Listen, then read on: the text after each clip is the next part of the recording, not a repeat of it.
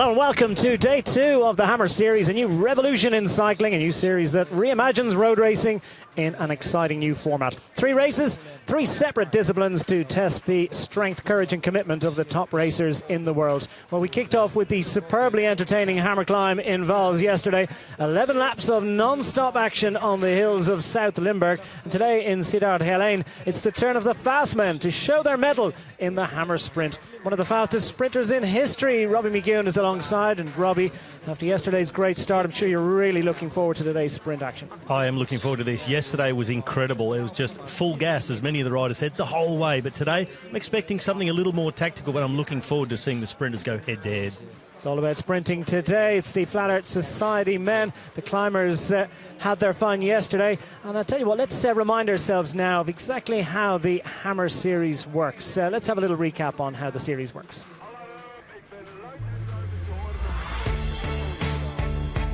The Hammer Cycling Series. 3 disciplines: climb, sprint, chase. Team versus team. No individual ranking. Each team has 7 riders. 5 riders are picked to score team points for each discipline.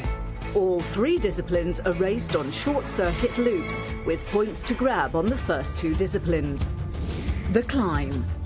A 7-kilometre circuit with challenging gradients. 11 laps, 11 chances to score points. For every lap, the first 10 riders to cross the finish line score team points. On lap 3, 7 and 11, it's double points. Each rider must make it into the last lap for his points to count. The team with the most points wins the climb discipline. The sprint. A 12.5 kilometre circuit. 8 laps, 8 chances to score points. Same rules as for the climb, but this time laps 2, 5 and 8 earn double points. The final discipline is the chase. A Fox and Hound team chase raced over 3 laps on a 14.5 kilometre circuit. The best ranked team after 2 days starts in first position. They are chased. All the other teams try to catch Team 1, starting the chase on short pre-calculated time gaps, depending on ranking and additional bonus seconds from the first 2 disciplines. The team whose 4th rider crosses the finish line first wins the Hammer Series.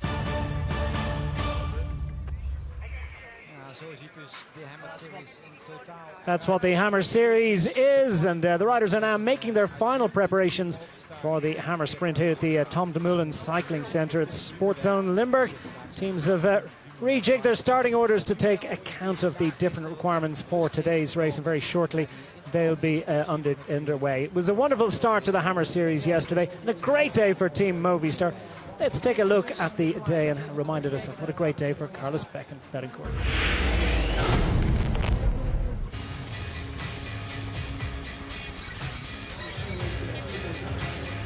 Get the gunshots sent on their way into the pain and suffering that is the Hammer Series. Hammer time. It's Betancourt. All too easy. Double points on the line.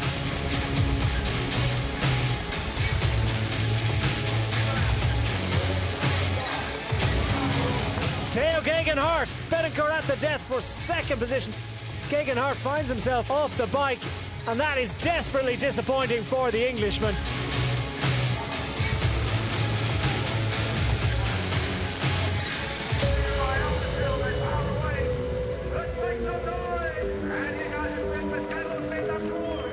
Campenaerts, he's made an attack. That's a real racer's instinct.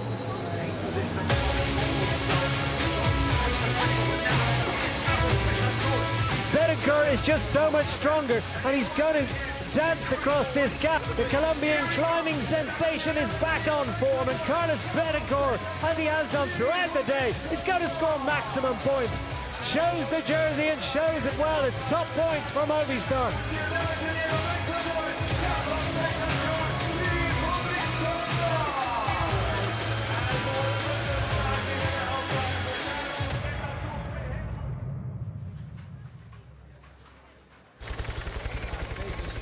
So Movistar have established the early advantage and the bonus seconds that go with that. Great to see Carlos Betancourt back on such great form. All the teams are now coming to terms with what was a spectacular, and to say that he's very demanding start to the inaugural Hammer Series yesterday. Let's get some reaction from the riders who really left gasping after that one yesterday.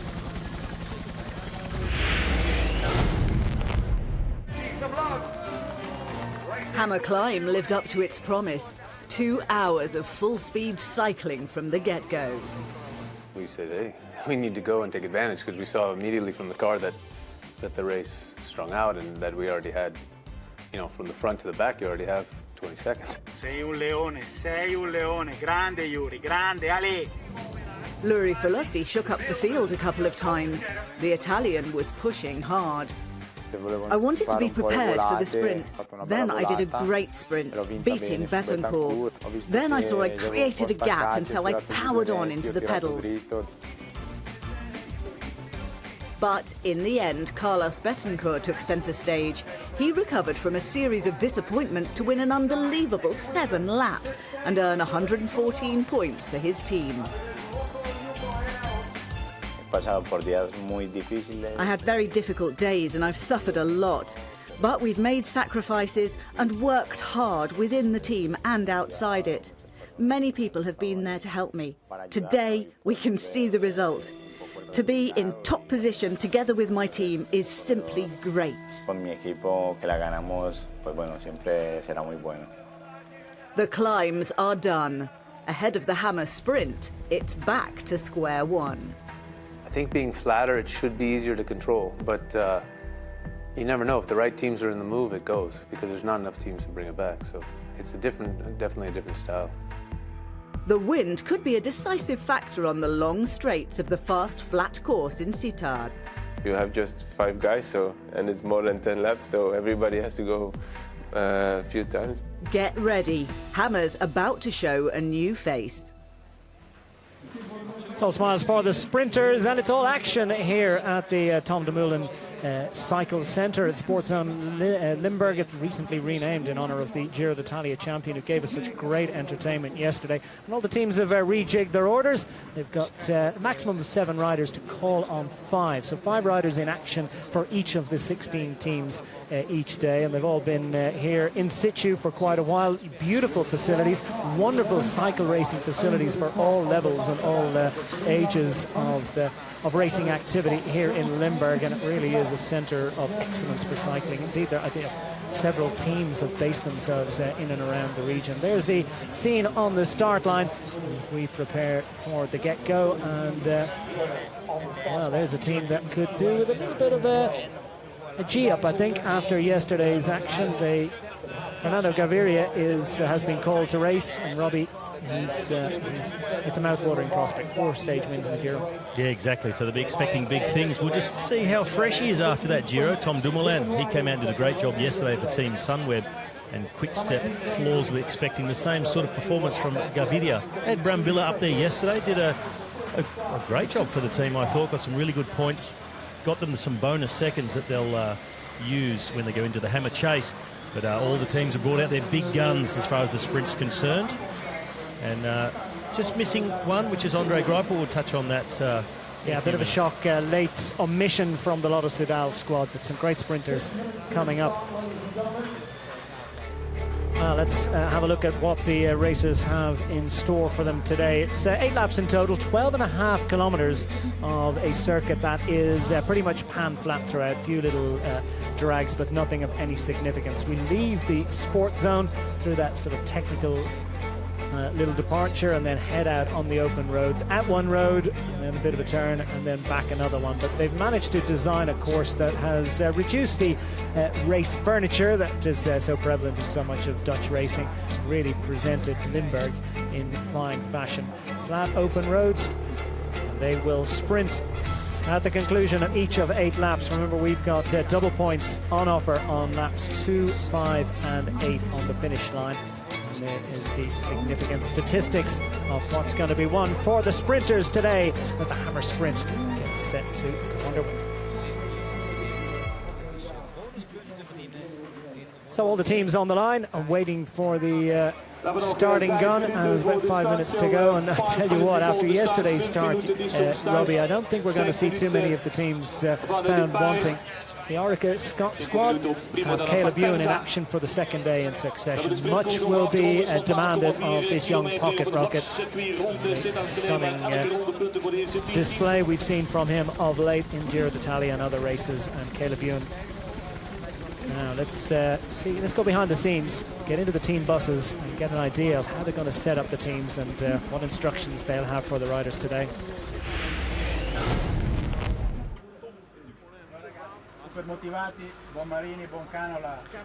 Here the scene inside the team buses as the DS has come to terms with what is a very new set of tactics. So we've been over the course, had a good look at it. It's pretty technical. As we said, there's 5-man teams, so it's going to be very hard to control. But I think it's a race we're really well suited to. Consistency is going to be the key. Not all-out sprints to win one sprint. You want to be up there consistently with 2 or 3 guys. The big danger, obviously, is breakaways going away. But again, happy the engine over there's the full back. So yeah, hopefully we can get the good position to finish. So consistency is the key, and it's going to be hard to control. Just 5 riders on the team, and I think that's going to make it so entertaining for us. As we go through the team list, 16 teams in total. 12 of them, of course, are World Tour squads. There are 6 pro-continental outfits, of which the best performing yesterday was Nippo Vini Fantini in 6th position. Of course, Movistar have the advantage. They've scored 15 bonus seconds. Team Sunweb 12 bonus seconds for their 2nd position yesterday. Scrolling down through the list, there's some great sprinters on offer today. Elia Viviani will be on duty for Team Sky, ready to do the business. And Robbie, I think it's hard to pick out as we get set for that, just to remind you that we're going to be in car, on bike, so we've got throughout the day. Yeah. Team Sky Service Canadian. You better do a good job now. He's just realised he's going to be on camera. The co-pilot, the pressure's on. Tom Steels, we heard him yesterday on the radio to his riders. Just go full gas. We'll figure the rest out later. Lotto Jumbo and the team director in the passenger seat, Nico Verhoeven, former professional, great Dutch professional, directing his guys. And this is Orica Scott, Matthew Wilson behind the wheel, and the general manager of the team, Shane Bannon. He's just flown in this morning to come and have a look at the Hammer Series and a close look at their gun sprinter, Caleb Ewan. We'll be in car, we'll be on bike as well. We've got 3 bikes with a rearward facing camera. Will we be seeing much of this man, Dylan Groenewegen? Netherlands National Road Race champion, absolutely stunning sprinter. And he's been in good form of late as well. Dylan Groenewegen will be asked to do some sprinting. So too, one would expect JJ Lobato. We've got riders that can put them into prime position. Indeed, all their riders will be asked to try and hang on. We might have lead-outs and lead-out riders trying to hang on desperately to score a few points. Top 10 over the line, remember, scoring points for their team on each individual lap. Other sprinters to keep an eye out for: Jens de Buskera for the Lotto Soudal squad. Gaviria we've mentioned from Quick Step Floors. Max Velscheid and Zico Whitens on duty for Team Sunweb. Andre Luik and Cohn from Elfort for the Team Rompots, the Netherlands pro-continental outfit. They'll try to infiltrate the World Tour squads. Let's surprise them.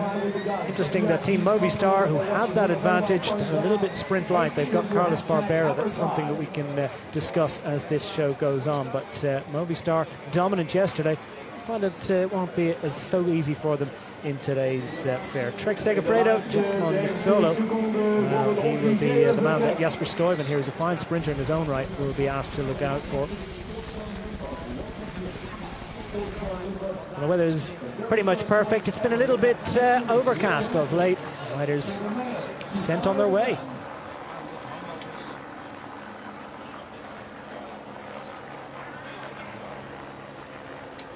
And there's a little bit of it. And the riders are absolutely chomping at the bit this time. Eventually the gun is fired, and while they're crowding around the race director's car today. That's not something that we saw yesterday. There was a little bit of a speedy neutralised section, and it played a role in yesterday's the destination of yesterday's honours. It did play a role, so they're making up for that today, making sure everybody's off the line, clipped in, up to speed before they release them. Even got 2 cars to block this whole circuit. But have a look at this aerial shot of this purpose-built cycling park here, the Tom Dumoulin Bike Park here in Sittard Geleen, Sportzone Limburg. Just an incredible facility they've built here, and hopefully we'll be able to bring some other aerial shots of the man-made mountain. People say, well, they're in Limburg, why would they build a mountain? But it's about providing opportunities for the youth, for the young riders to ride off-road, be safe, learn skills and race flat out, which they don't always get to do on the road. So that's the purpose of that. And there's an aerial shot, and you see running right up the middle, there's a lighter coloured strip of road. It's actually cobbles. They've built their own version of the Eau de Quarmont, famous from the Tour of Flanders. And on the left side of the hill, they've recreated the first slope of the Göteborg, which is one of the harder, more steep climbs in the Amstel Gold Race. So the young riders around here, they'll get every opportunity to develop themselves and maybe one day be riding the Hammer Series. Well, perfect simulation of what they're going to have when they go racing for real, as indeed these riders are about to go racing for real. We're on board with Alex Edmondson, the Orica Scott rider, and he'll be asked to help out Caleb Ewan, put him into perfect position. So we'll watch out a little bit later on to see if Caleb's on the wheel. I wonder how he's recovered from yesterday's efforts. He made a big one on lap 1. He made a huge effort on lap 1, scored. He was 4th across the line, took some points, and then had to finish for his points to count, of course, to help his team get the time bonuses. So I think he'll be recovered pretty well. He only rode 2 weeks of the Giro, so easier to recover. That was the camera of Yves Lampaert from the Quick Step team. Behind him, Jasper Stuyven from Team Trek getting in the picture. Now, we just mentioned before, we talked about some of the sprinters like Viviani and Gaviria and Caleb Ewan, but someone missing is Andre Greipel. So I went to Mario Arts, the team director of Team Lotto Soudal, and said, what's up? Did the gorilla get a bad bunch of bananas? He said, no, if it was only that, would probably be a bit better, but came down with a fever, and he's feeling really quite ill, so they've had to give him the day off, take him out of the team for today, so he won't be taking part, which is really unfortunate because they were going to rely heavily on Andre Greipel to score them a lot of points today. So he's been replaced in the team. So a bit of a blow, but we hope he makes a quick recovery and is back racing soon. Yeah, big disappointment for the Lotto Soudal squad, but they do have Jens de Buskera, who's a fine sprinter in his own right, and Moreno Hofland has a good turn of speed. They've got some really big engines as well, and I think this is about consistency. That's what we heard from the team buses. It's about crowding as many riders as you can. That's not the usual way that they play it. They've got to put a new chip in their heads and try and figure out exactly how to play this one. Yeah, and team selections have been around that, and I was speaking to Matthew Wilson this morning, and he said, well, you really took quite a gamble yesterday for yesterday's Hammer climb stage by not selecting a specific climber in your team. However, Luke Durbridge really stepped up and did a fantastic job for the team. Put them in a really great position, got some good bonus seconds, and now they've got almost an entire team of sprinters. They've almost, I would say, got 5 guys who are capable of riding within the top 10 in every sprint. So they're in a great position today. It wouldn't surprise me if they come out on top today and leading the standings going into the chase. And it's been a good gamble and a very, very intelligent way to approach the tactical side of team selection. Yeah, superb effort from Turbo Durbo yesterday, getting into that, infiltrating that front group and scoring well. And he's got the day off. He'll be asked to do some great team time trial riding tomorrow. That's Luke Durbridge. Meanwhile, his 5 teammates being taken around on what is a more benign beginning and a more benign neutral section for the riders. I don't think anyone's going to get left behind in the neutralized section today. Waiting for the flag to come in. The nerves are jangling, and I think after such an explosive start yesterday that a lot of riders will be quite nervous about how this one kicks off. Well, they're all very nervous at the start. They didn't want the same thing to happen as yesterday. See this little piece of asphalt they're just riding across there, joining the other road that just came off to the main road, specially laid just for this race, so they could connect the course up just the way they want, make it as safe as possible for the riders. So really a big effort by the region of Limburg, and particularly Sittard Geleen, to fix everything up. I've seen a couple of other new sections of asphalt laid down around this circuit, so made it really nice and flowing. There's a bit of a breeze. You can just see the trees in the background just starting to bend over a little bit, but this course is pretty much the longest straights, headwind, tailwind. So we won't get much of a crosswind, not much for the riders to worry about in that respect, but it'll be really quite quick on the way back in. Well, it will be interesting to see how they play. With just 5 riders, not so easy to set one up. Are we going to have some of the teams that find themselves a little bit sprint-like, trying to perhaps take an opportunist approach to this and try and get up the road? Most definitely. There are teams here without pure sprinters, and they're going to need to go on the attack, and one of those is BMC. I did a Facebook Live interview with Manuel Quinziato, who's also come out of the Giro, just before the start. He said, well, Daniel Oss, he's capable of sprinting in the top 10, maybe even the top 5, but the rest of us are going to have to look to go on the attack, so maybe wait until after a sprint and then hit out down the road. He said Kung is one who's definitely going to be up for doing that, and he had a fantastic ride yesterday. For sure, he was the only guy over 80 kilograms in the front group on the hammer climb stage, so it was a big effort by him. Yeah, superb effort from Kung. 4K. And there you hear it, 4K of neutral. Matthew Wilson just informing Shane Bannon of how long the riders will be behind the minis of the race organisation.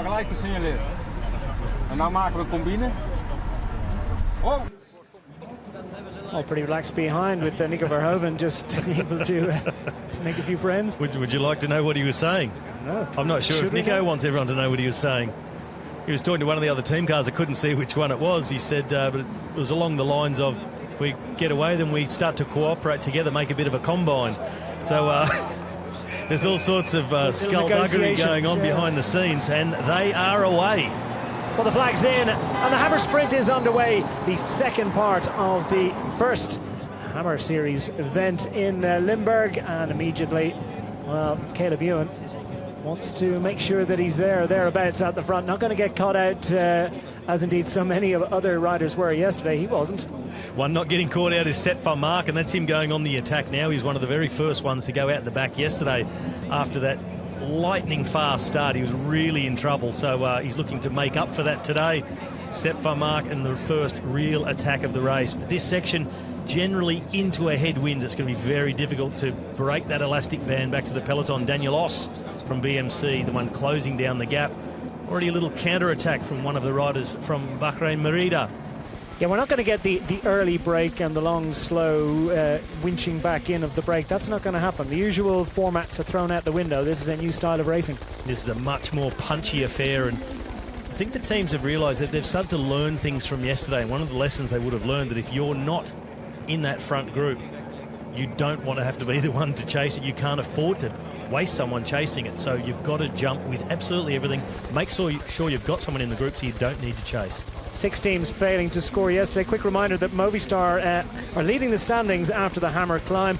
Team Sunweb, Team Sky, Orica Scott and BMC in the top 5. Nippo Vini Fantini, the best placed of the Pro Continental outfits, with 6 of the World Tour teams behind them in 6th position. Quick-Step Floors will hope for more today, sitting 7th. Lars Bohm now puts his considerable shoulder to the wheel in stretching this one a bit thin, and there's a little look over his shoulder. It looks like this one might be worth persevering with, but Caleb Ewan doesn't fancy it. Yeah, well, you can see how the rider's been thinking about the tactics of this race, and know it's really important to be represented with a sprinter like Caleb Ewan. Would normally just sit back, let his team do the work, pull it back for a sprint, but he's also prepared to just go and jump with those breakaways, and just forced a little gap. That attack of Lars Bohm and the cooperation has come really, really quickly from the other riders in that group.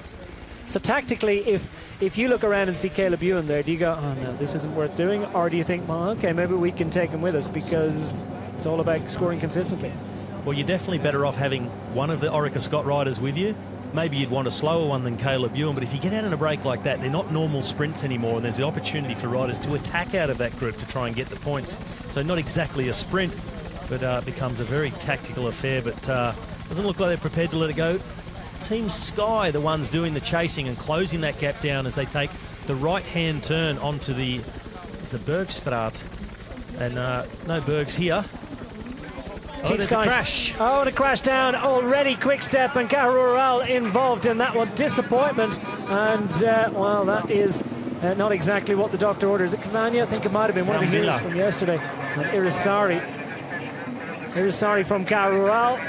Carural had somewhat of a chastening experience. They were among the teams failing to score yesterday, currently sitting 16th of 16 squads, and that didn't help their cause. Looks like just a touch of wheels. He's just slid out, and look at Brambilla straight over the handlebars, low speed, but that's a really dangerous type of crash to have. The low speed, you have a very heavy impact going straight down onto the road instead of sliding.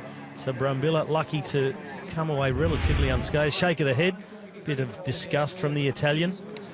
Really not a stylish way to go out, and I think Brambilla will get back really quickly, but that could be the last we see of the Caja Rural rider, John Irisari.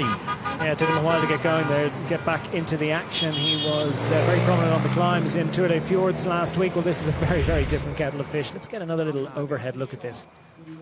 Just slid out, just lost the front wheel, so riders have to pay attention to that on the next laps. Maybe a little bit of sand, but definitely just slid out front wheel, just washed out away from him and had no chance to rescue it. It's a disappointment because the conditions are absolutely perfect and they really have a perfect road surface here for the riders, so accidents will happen. Concern for Quick Step early on.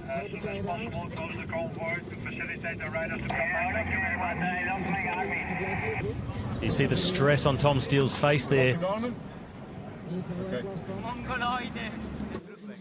Well, no smiles anymore. Oh, Brambilla managed to half a laugh out of that. He said, I'm okay. Just a silly crash. Yeah, up and going. This is Gaviria. Bike computer. Gaviria on the attack. So will the other sprinters go with them? Will they be happy to take him with them? And Fernando Gaviria already on the attack. So problems for Quick Step behind, and success and happiness up front. Well, Manuel Quinziato, he said this would happen. Kung is on the attack. He was one of the first attackers yesterday, and he's a big, powerful guy, a very strong time trial, some big long turn. Quick Step also represented, along with Trek Segafredo, Orica, Scott in fourth position, but a Skyrider coming across that gap really rapidly at the moment. That's Boy Van Poppel here from Trek Segafredo doing his turn on the front. And then sitting behind him looks to me like Alexander Edmondson for Orica Scott, but everything melting back together. So dangerous move, shut down really quickly. So the Trek Segafredo squad on the front, but a little look around, and it's a lot of chasing now being done by Team Sky. Same 5 riders in action that they had yesterday.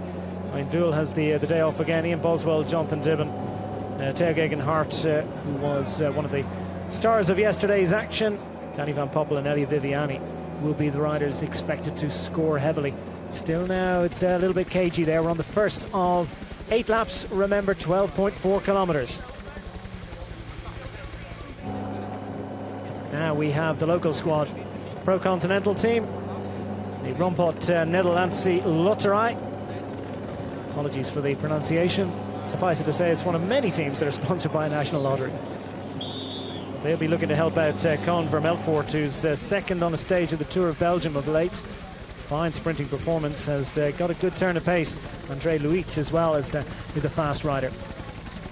Well, Declan very active in the front. Orica Scott is Mitch Docker here in third position with the mustache, and at the back of the group, Caleb Ewan going again. So they're making sure they're getting in everything. Quickstep pushing the pace with Yves Lampaert, as he did yesterday. Helped set up that original break, but they did lose a few riders out of it. Just ended up with Brambilla in that front group. Now they're only a matter of a couple of kilometres now away from the first sprint, so starting to look for a bit of organisation between the teams and line up who they're going to try and get into the top 10. So Team Sunweb just on the front of the bunch, just tying this one back up together again. Their 5 include Zico Waitens and Max Valscheid. This is Stuyven on the front from Trek Segafredo, the Belgian. So a good performance in the Giro, and one of those guys who was getting better and better as the race went on, even infiltrating breakaways on hilly days for a guy who's a classic specialist and quite heavily built. Not saying he's overweight, but he's a big, powerful rider and doesn't normally excel in the mountains, but he was feeling really good and getting better, and that's a good sign for him this weekend. Yeah, stage win in the Vuelta a couple of years ago. Jasper Stuyven is one of the coming men. Just remember, guys, we're following moves. We don't need to be the aggressors. We just need to follow cover moves. Follow the wheels is the message. Sage advice from Matthew Wilson. Don't be the aggressors, and that's about saving energy. So following the moves, make sure you're represented, but don't be the one doing the work. Sit in the slipstream. It's no more difficult really than sitting in the bunch if you're just following the wheels, but you have to make intelligent choices. So here have Stuyven still off the front with Al Hamadi from the UAE team. Yeah, he's the National Road Race and individual time trial champion of the UAE, and he's chancing his arm off the front of the bunch with Jasper Stuyven, who likes to go in the long attack, despite the fact that he is a rider of ability. And look at the way it is a real scrap. Brambilla is back in. Super effort from Gianluca Belbrilla. He was on the ground not so long ago. Problems at the back there. Riders suffering in the lineouts. That was Ian Boswell from Sky. You saw him reaching the hand out to give that hand sling. It's almost an excuse me, I've lost the wheel. Here's a hand, I'll sling you back across the gap that I've just created by not being able to follow.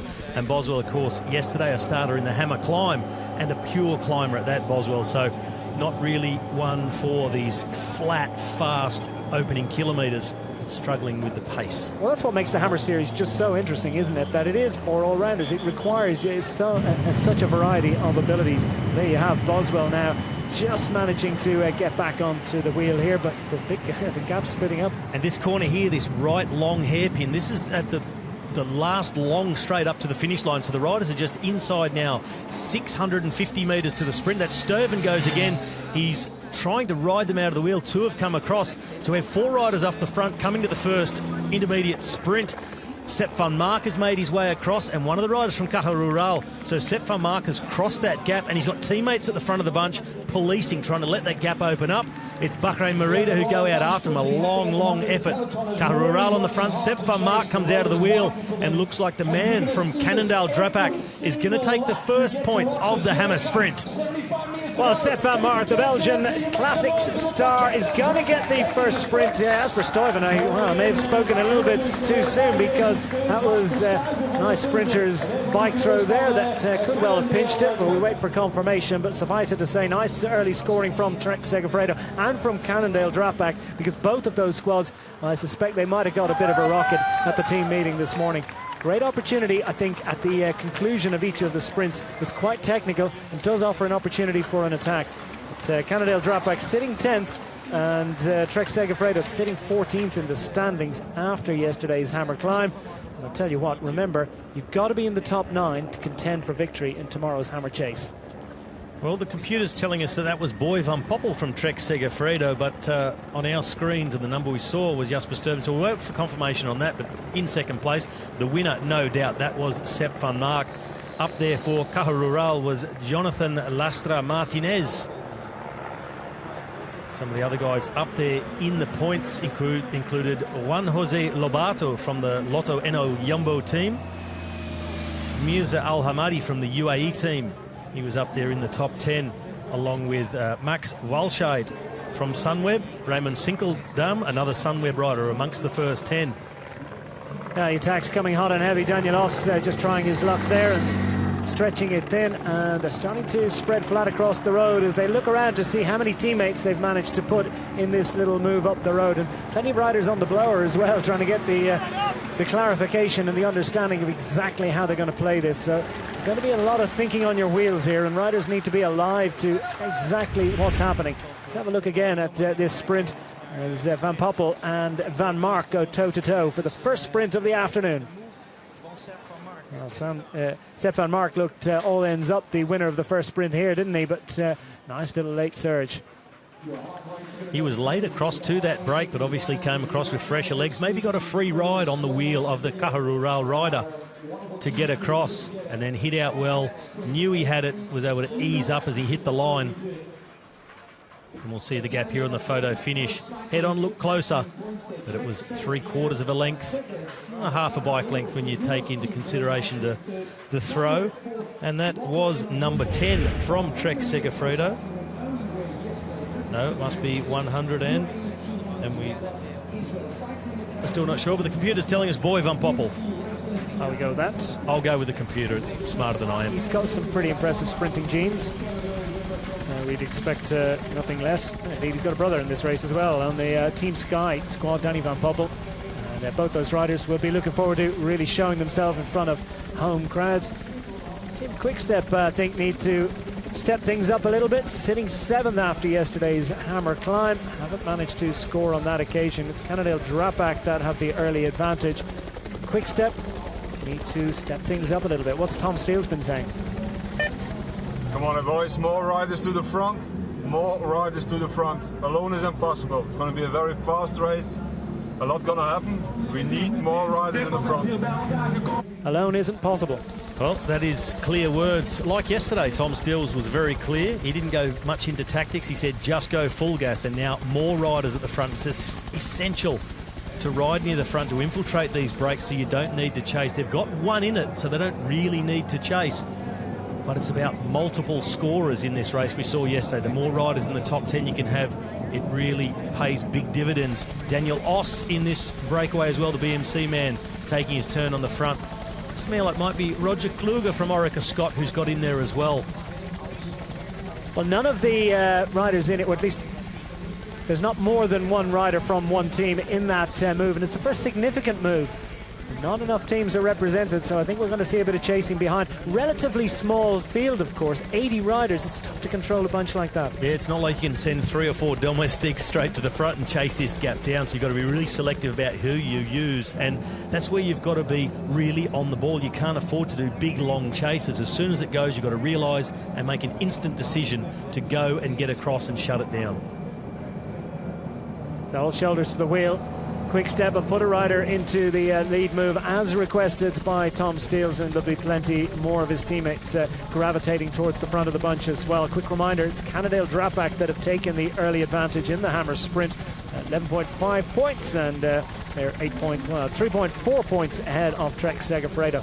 The decimal point adding a little bit of confusion. Suffice it to say, it's a 3 and a bit point advantage ahead of Trek Segafredo. Team Caja Rural scoring well for the Pro Continental squad. Team Sunweb in 4th position at the moment. Team Lotto Enel Jumbo scoring, Bahrain Merida scoring, UAE Team Emirates, and the Israel Cycling Academy managing to put a rider into the final, or into the top 10 at the first sprint of the afternoon. Good solid scoring there from those teams, but plenty of opportunity for movement. Remember yesterday's Hammer Climb, well, Carlos Betancourt managed to take an extraordinary 7 of the 11 sprints, and he was second at 2 others, but he didn't start scoring until sprint 3. Now there are fewer sprints today, but still 3 of them are double point scores, so plenty of time for the other teams to get into this one. I do expect to see a lot of different teams and a lot of different riders scoring today, but at the moment the chase is on. It was Roompot leading the chase behind, but they do have a rider in the break, but he seems to be sitting on the back not doing any work. They're going to take him out the back, are they? Yeah, they're not really happy with it. They're trying to sort of get rid of him. He's refusing to do any work at the front, and they are chasing at the back. Which why not work there? I mean, if you could, why would you make that decision? I think it's already a good thing to have a rider in the break, and it would be a good tactical move to work with it and just have someone up there who's going to score solid points, because there are only 7 riders in the break. There's only 3 sets of points left behind. So, strange decision for mine, but I'm not their team director, so I'll let them make their own calls. We have spoken about how important it is to have multiple scorers from one team. We see that with Cannondale Drapac. They had 2 guys in the top 10, Van Mark winning. They also had Tom Van Usbroek ran 10th, 1.5 points. But in 6th and 7th were 2 riders from Sunweb, Walshade and Sinkeldam, and they're now sitting 4th in the Hammer Sprint standings after Sprint 1. So only 6th and 7th, but it places them 4th at the moment. So really important to get multiple riders up there. Yep, you've got to get as many riders into contention as possible. They don't all have to be stellar sprinters, but they all have to have the legs to go at 60 kilometres an hour plus. As problems behind this boy Van Poppel, who's been in stunning action so far. Van Poppel has some sort of technical issue, it would appear, but he's just rolling along, not too far off the back of the group, and he'll just make that little effort to get back into contention. So I wonder if that's a recurring issue. Just a little bit of concern, could be a gears issue perhaps. Yeah, I thought I saw him looking down at his knee. No, gears, a little something, but he's going to ride himself back onto the back of the peloton, which is good news, and seems everybody negotiated that corner safely that time, where we saw Irizarry slip out on the last lap, take Brambilla with him, so everyone through safely in this break. Hovering off the front, I would say at the moment it's probably about an 8 or 9 second gap. But, any team that wants to shut this down better do it quickly, because the next sprint is looming in the distance and not too far away either. Well, he's a big engine on the front, isn't he, Daniel Oss, and he's putting his shoulder to the wheel, pushing hard, and they're just dangling off the front. But if they manage to hang on for another sprint, could be very significant, because remember, well, we got double points on offer next lap around. Here's the current standings. Cannondale Drapac with that early advantage ahead of Trek Segafredo. Caja Rural scoring well for the Pro Conti outfit from Spain. Team Sunweb, Lotto NL Jumbo, Bahrain Merida, UAE Team Emirates and Israel Cycling Academy all well to the fore on the first sprint of the day. This second one, it's really important. Double point score. Well, as you say, Declan, with double points, that could be the real impetus for a team to shut this down. A lot of teams realise how important it is to perform at the double point sprints. You can't just let them ride up the road. So I expect to see a more concerted chase from behind and just trying to get a really good idea on everybody in the group. But one team that is not there is Team Sky. So it's time for them to step up. Danny Van Poppel sitting back there along with Elia Viviani, ready to open up their sprint. But it's no good if you're not sprinting for the first place. Well, the gap is not huge. It is certainly closable. Now the question is, will there be enough cooperation from the group behind? As you say, Team Sky haven't made it. Neither indeed have Team Sunweb, noticeable by their absence. Cannondale Drapac are scoring well. There's big danger in this group. Striking out for glory. We're on day 2 of the Hammer Series, the inaugural race, and we're in Limburg. Sports Zone Limburg, to be precise. That's the destination on each of 8 laps of 12.4 kilometres. Team Sky putting riders to Betancourt sitting second. He's a big engine to put on the front. No, I think, well, Betancourt's been given a job today. They know that there's teams up there who are close to them after yesterday's Hammer climb, so they just need to shut down a team like Orica Scott and BMC. So Sky doing the job. They need to score points, and Movistar really to defend. The more mixed up it is, the more different riders get up there and score, the more different teams, the better it is for them. They don't want a team like Orica Scott to dominate and already overhaul them before the team's time trial, the Hammer Chase. They've got a very useful sprinter in the shape of Carlos Barbera. They've got representation in this group as well. So the question is this a move that they'd like to see last for a little while with a rider up there, or is this something that they'd like to drag back? Well, Betancourt just rolling through, but not quite rolling through and all the way through, I think. So he's, I suspect, going up to police this move a little bit. It's getting close and looking good for this group. Yeah, it was hovering around a 10-second gap on that straight, but then we saw Team Sky send a rider to the front and really doing a strong turn, giving it everything to try and narrow it down, and Carlos Betancourt in second position. But again, they're now only around 2 kilometres from the next sprint, so if they want to get amongst the points, they need to shut it down very, very quickly. And this breakaway working very well together to maintain this gap at the moment. Second sprint's coming up very shortly. Early advantage going to the Cannondale Drapac Pro Cycling team, and they need to step it up. They're currently sitting in the drop zone, if you want to call it that, in 10th position. Remember, the teams who are ranked 10th through 16th, they will go into one race in the Hammer Chase tomorrow, and that will be for positions 10 to 16. Teams 1 to 9 will go through to the main event, if you want to call it, and they will be racing for glory and racing for the championship success. Some big engines in there. Oh, Koen Vermeltvoort, he's the rider 157 from the Roompot team. Second in the Tour of Belgium final stage last week. Really good turn of speed. That's why it surprised me he didn't want to do a turn. This is really good for him. He's one of the faster guys in the group. Up there from Quickstep was Yves Lampaert, and number 115 from the UAE team is Oliveiro Troya.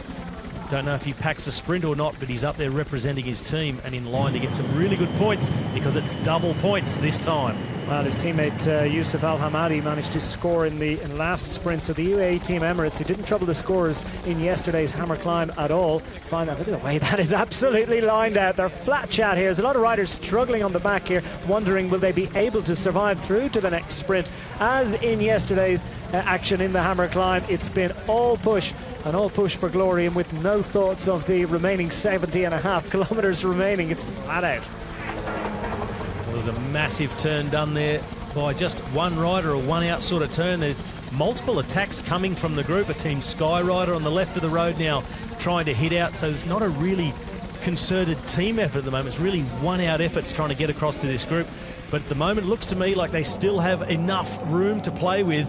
They'll get to that hairpin turn with about 650, 700 metres to go, and then line up for sprint 2, double points. Headwind sprint 2, Declan. So makes it even a little bit more tactical. Headwind, a little bit from the side. Timing. They don't want to hit out too early. Timing is everything. Yeah, you don't want to give this one the big push. Interesting to see that Alex Dowsett has infiltrated this move. The Movistar rider is pretty useful engine up there. He's a wonderful time trial rider. He will have a big role to play in Movistar's ambitions for the Hammer Chase in tomorrow's race, and also will be asked to score some points here. Good opportunity for Alex Dowsett, not a sprinter by trade, but a rider. Here we have some onboard footage from Yves Lampaert. He's got Roger Kluge in his wheel. Kluge sitting last in the group at the moment as they line up for the sprint. And there's been an attack by the Trek Segafredo rider, so he has jumped away off the front to go for these double points. He's still got about 400 metres to go. He's inside the gates now, so just hitting 250. Roger Kluge, he moves out of the group now to chase him down. So looking good for Trek Segafredo to take the double points on offer. They're going to be able to close this one down as Kluge is about to be usurped by Yves Lampaert in the run to the line. No question that was some impressive work done by the Trek Segafredo squad. Lotto Soudal looked to score. Team Sky looking to put a rider into the top 10 as well. Just 3 positions on offer from the bunch behind. And that was Matthias Brandl from Trek Segafredo, the time trial specialist. They rode a time trial of a sprint to take the points, attacked them at just the perfect moment. Roger Kluge coming too late. Lampaert over the top of him, taking second. And the double points, 20 points that lap, go to Team Trek Segafredo. So a great ride by Brundle as a time trialist, non-sprinter. It's the right play, isn't it? Former world hour record holder Matthias Brandl knew that he had to try and get out there a little bit early and go for the long one. With an engine like his, it's tough to stay in the wheel, and if you lose the wheel, it's tough to get it back. He played it nicely. Now Lampaert going on with it. Alex Dowsett chasing him down. Daniel Ostel in the wheel. Koen Vermeldvoort, Brandl, Roger Kluge. Everything's starting to come back together. We see the overhead, a big gap for Brandl across the line. And just Kluge went for the long one to try and chase him. Lampaert taking advantage of that, picking up some good points for Quick Step Floors. And Matthias Brundle, we must have been fairly confident, not having any big looks over the shoulder. Well, Matthias Brandl scores the top points. TT winner in the Tour of Belgium of late, so he's come into this event in some pretty strong form. As indeed Yves Lampaert. Great victory in Dwars Tour of Vlaanderen. Guys in the back, keep an eye open now, eh? So some good encouragement there from Tom Steele's team director of Quick Step Floors to Yves Lampaert. They call him Lampy. Well done, and also reminding the other riders of the team to keep their eyes open, stay concentrated, and look for the next opportunity. Don't get caught out. Things are going well, but it can turn so fast in this Hammer Series. Solid play by the Quick Step squad, even more solid play by Trek Segafredo. They've taken the early advantage. They have a healthy almost 12-point lead over Quick Step Floors following the second sprint of the afternoon, but that was of course the first of 3 double points laps. Points on offer every lap, remember. That was the first of the double points laps. The other ones, of course, are coming at 5 laps and 8 laps on the line at the conclusion of this event after 8 laps. So, as expected, everyone wants a bit of a rest after that sprint, but not everyone. There's 1 or 2 that are willing to try their luck to try and stay out front. Yeah, that's Marcel Seberg from Lotto Soudal. Is now Mitch Docker from Orica Scott taking up the pace on the front. Always a good time to attack after a sprint. Guys are trying to catch their breath. So a really good tactical moment to go. We'll recap what's happened so far. We're at Sports Zone Limburg, the Tom Dumoulin Cycle Centre, and the riders sent on their way. 80 riders representing 16 teams, 12 squads in action from the World Tour, and one of those teams coming to grief. Gianluca Brambilla just did a bit of an endo. He's back in the action. Sepp van Mark scoring well at the first sprint of the afternoon. Trek Segafredo have put riders into both of the sprints. The early attack following that first lap, Matthias Brendle just taking his leave of his breakaway companions to take the maximum points at the first double sprint. It's Trek Segafredo that have the early lead of Hammer Sprint. Now a bit of a reset once more as riders are looking around themselves. Here are the current standings. Trek Segafredo with that healthy advantage over Quick-Step Floors. Cannondale Drapac thereabouts as well. Orca Scott, UAE Team Emirates scoring well there in double figures after yesterday's difficulties in the climb. Movistar, well, the sixth at the moment after yesterday's heroics. Rompot also scoring. Takahiro Rural thereabouts in eighth. Further back, well, Sunweb BMC, Lotto Jumbo, Lotto Sedal, Bahrain Merida and the rest need to get their skates on. And Nippo Vini Fantini, many people's underdog heroes yesterday, yet to trouble the scorers. Well, quite a different story to yesterday. We only saw about 9 teams score points yesterday. There were a whole heap of teams that without a single point. Today, just one team after 2 sprints that haven't scored, Nippo Vini Fantini, but all the rest scoring well, getting up there and being really aggressive. And it's what we expected of this flat hammer sprint stage, that there'll be a lot more varied scorers, lots of different teams getting amongst it, and lots of different riders across the board scoring points. So I think this race is going to hang in the balance a lot more than yesterday's hammer climb, and it won't be over till the final sprint. And more pressure, I think, for the team directors to convey the information to their riders about how this is changing, how it's developing, what the point situation, to understand exactly what the situation is. At the moment, it's very much a neutralized situation, and then inevitably the attacks start once more. Just spotted Giacomo Nizzolo in the Italian Road Race Champions jersey, just nestling about 7th or 8th rider. Will he make a contribution? Lotto Jumbo have work to do. Guys have to move up with everyone to the front.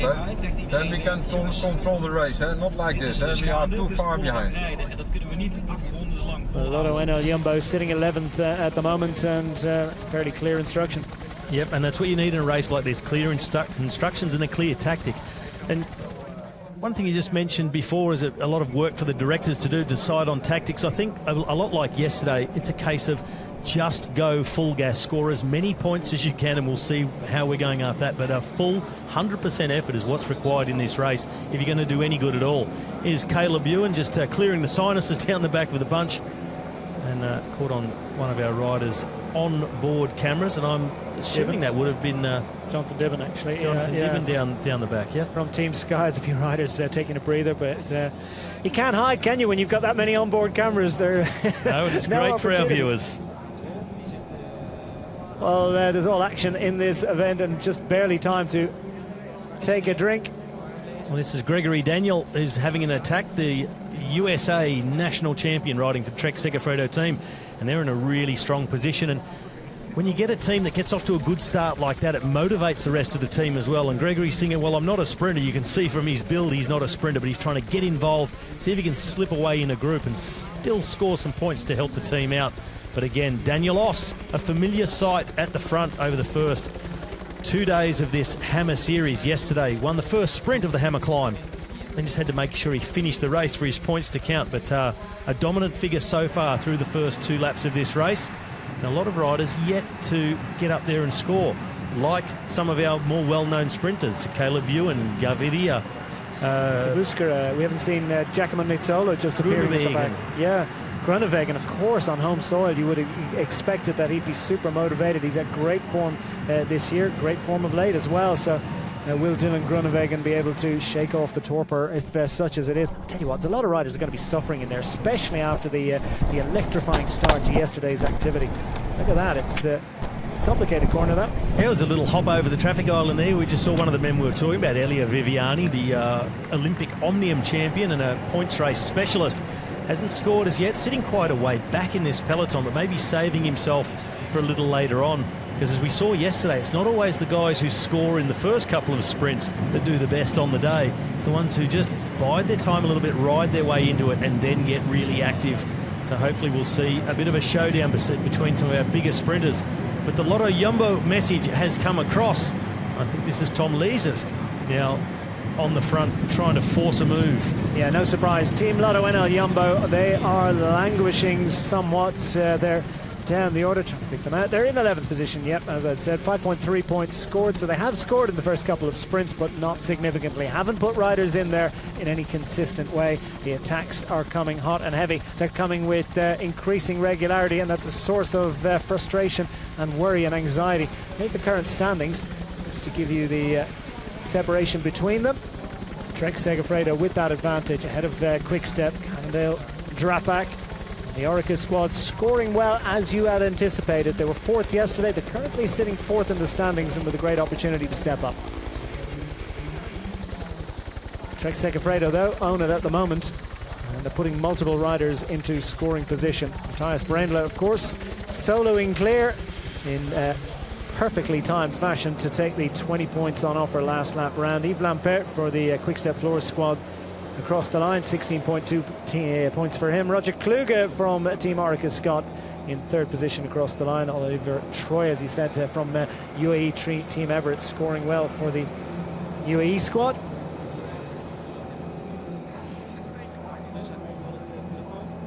Well, the Team Sky squad finding themselves a little bit down. They're sitting in, well, somewhat far back, 14th position at the moment. Work to do. Come on, guys, come on. You're missing too many breaks, come on. You need to be more in the front and more active. Well, more activity. You could hear the frustration in Servaas Knaven's voice there. His team not getting at the front. This is Sepp van Mark making another attack. The winner of the first sprint, Sepp van Mark. So making up for yesterday. Turned out to be a poor performance by his own standards, but he was behind the 8 ball from the start, the way things kicked off on the Hammer Climb. Certainly making up for it so far today. But back to Team Sky, we'd expected a lot with 2 sprinters, Viviani and Danny van Poppel. Also, Jonathan Dibben had been tipped as one to be able to take some points and pop himself in the top 10. But really, at the moment, sitting in 14th after 2 sprints is not good enough. They found themselves in a sort of a defensive position. They're trying to cover attacks rather than getting into them, and they probably need to sort of try and switch that around. It's something you can't afford to do, and we've said it time and time again. With teams of only 5 riders per team, you can't afford to offer guys up to close down gaps, so you've got to race really aggressively, and attack is the best form of defence in this type of racing. Got to be proactive. Team Sky have got the rocket. Look at the way their splits are occurring all over the place. So the riders are starting to suffer a little bit now. Got plenty of kilometres in the legs, and now those attacks will be starting to soften up some of the riders in there. Team Sky to the 4. Team Sunweb probably need to think about doing something. Sitting 9th in the standings at the moment, Team Sunweb. They've put a rider into the chase. Bahrain Merida. Well, they could do with getting their skates on as well. Sitting 13th, just 4.3 points scored. They need a little bit more than that to trouble the scores. Remember, 28.1 is the total number of points that Trek Segafredo have at the moment.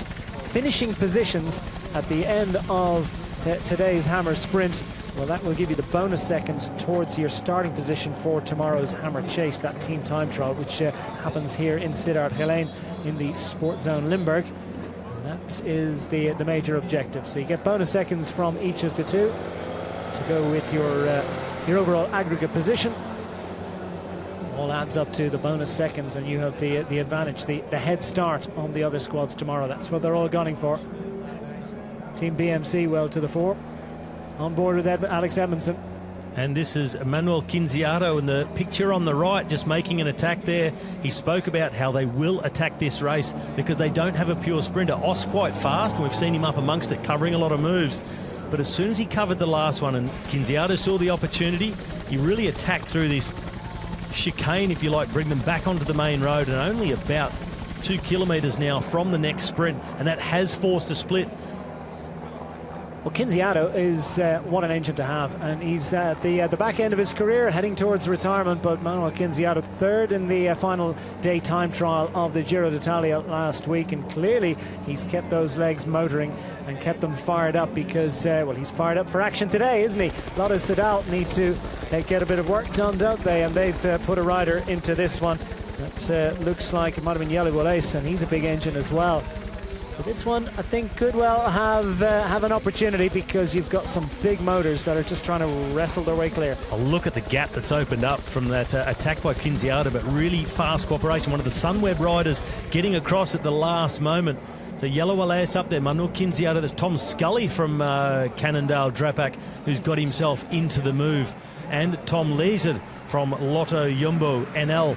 So a really handy group. And number 93 from the Sunweb team is Raymond Sinkeldam. He's the man come in to replace Tom Dumoulin. That was a big set of shoes to fill, but he's put himself into this move, and they will get to this next sprint and fight it out amongst the 5. Well, Tom Dumoulin was one of the top 3 scorers in yesterday's Hammer climb, and he really indicated to his Team Sunweb teammates exactly how important this event is. He's put Team Sunweb into a strong position, sitting second overall, heading into today's Hammer sprint. And it's, well, big job for Sinkeldam. He has got a fast finish. He can do a job, there's no doubt about it, as we head towards the third sprint of the afternoon. Kinziato, Scully, Yellow Elias, Tom Leeser and Raymond Sinkeldam in the white and black colours of Team Sunweb. At the back here is Leeser for Lotto Soudal. So a quick check over the shoulder by by Tom Scully rather, to see where the peloton was at, and he wouldn't have seen them yet because they've opened up a really good gap. But look at them getting tactical now. They're looking over the shoulder, looking at each other, sizing each other up. It's Sinkeldam who goes, and turn of speed jumps away. Sinkeldam goes first. No one covers it. Leeser comes from the back, but he's got a long way to cover this one. Scully in the green of Cannondale Drapac is next over. Yellow Elias is struggling a little bit as they're coming to this sprint, and Kinziato's next up. So Sinkeldam that's safely through, chased by Leeser. Nice timing by the man from Team Sunweb. The bunch flashes past, just a few seconds in arrears. Points scored from the bunch as well, of course.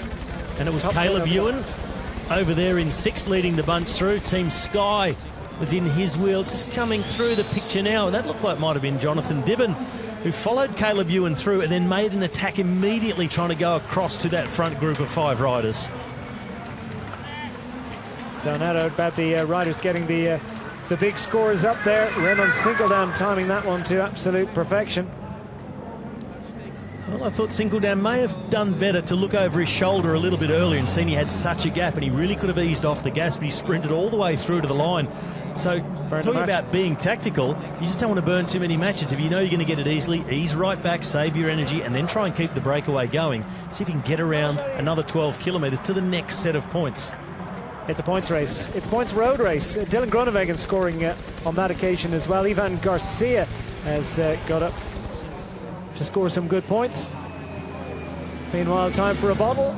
I don't think too many of the riders have time to take one on board. I'm not so sure they've had time to drink the ones they have on the bike. It's pretty hot out there. It's pretty thundery.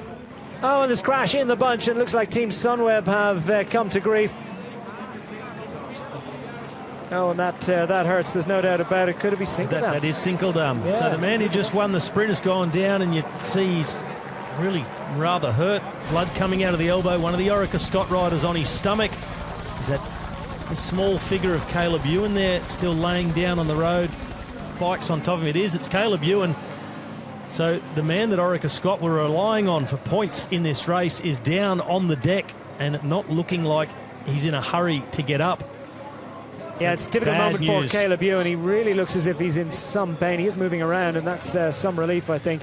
Team Rompot as well, also caught up in that one. UAE Team Emirates as well in that difficult moment. But that is certainly a tough moment for Caleb Ewan. He's suffering, and I think that he's certainly got an injury that doesn't look as if he's going to be able to get back in the action too quickly.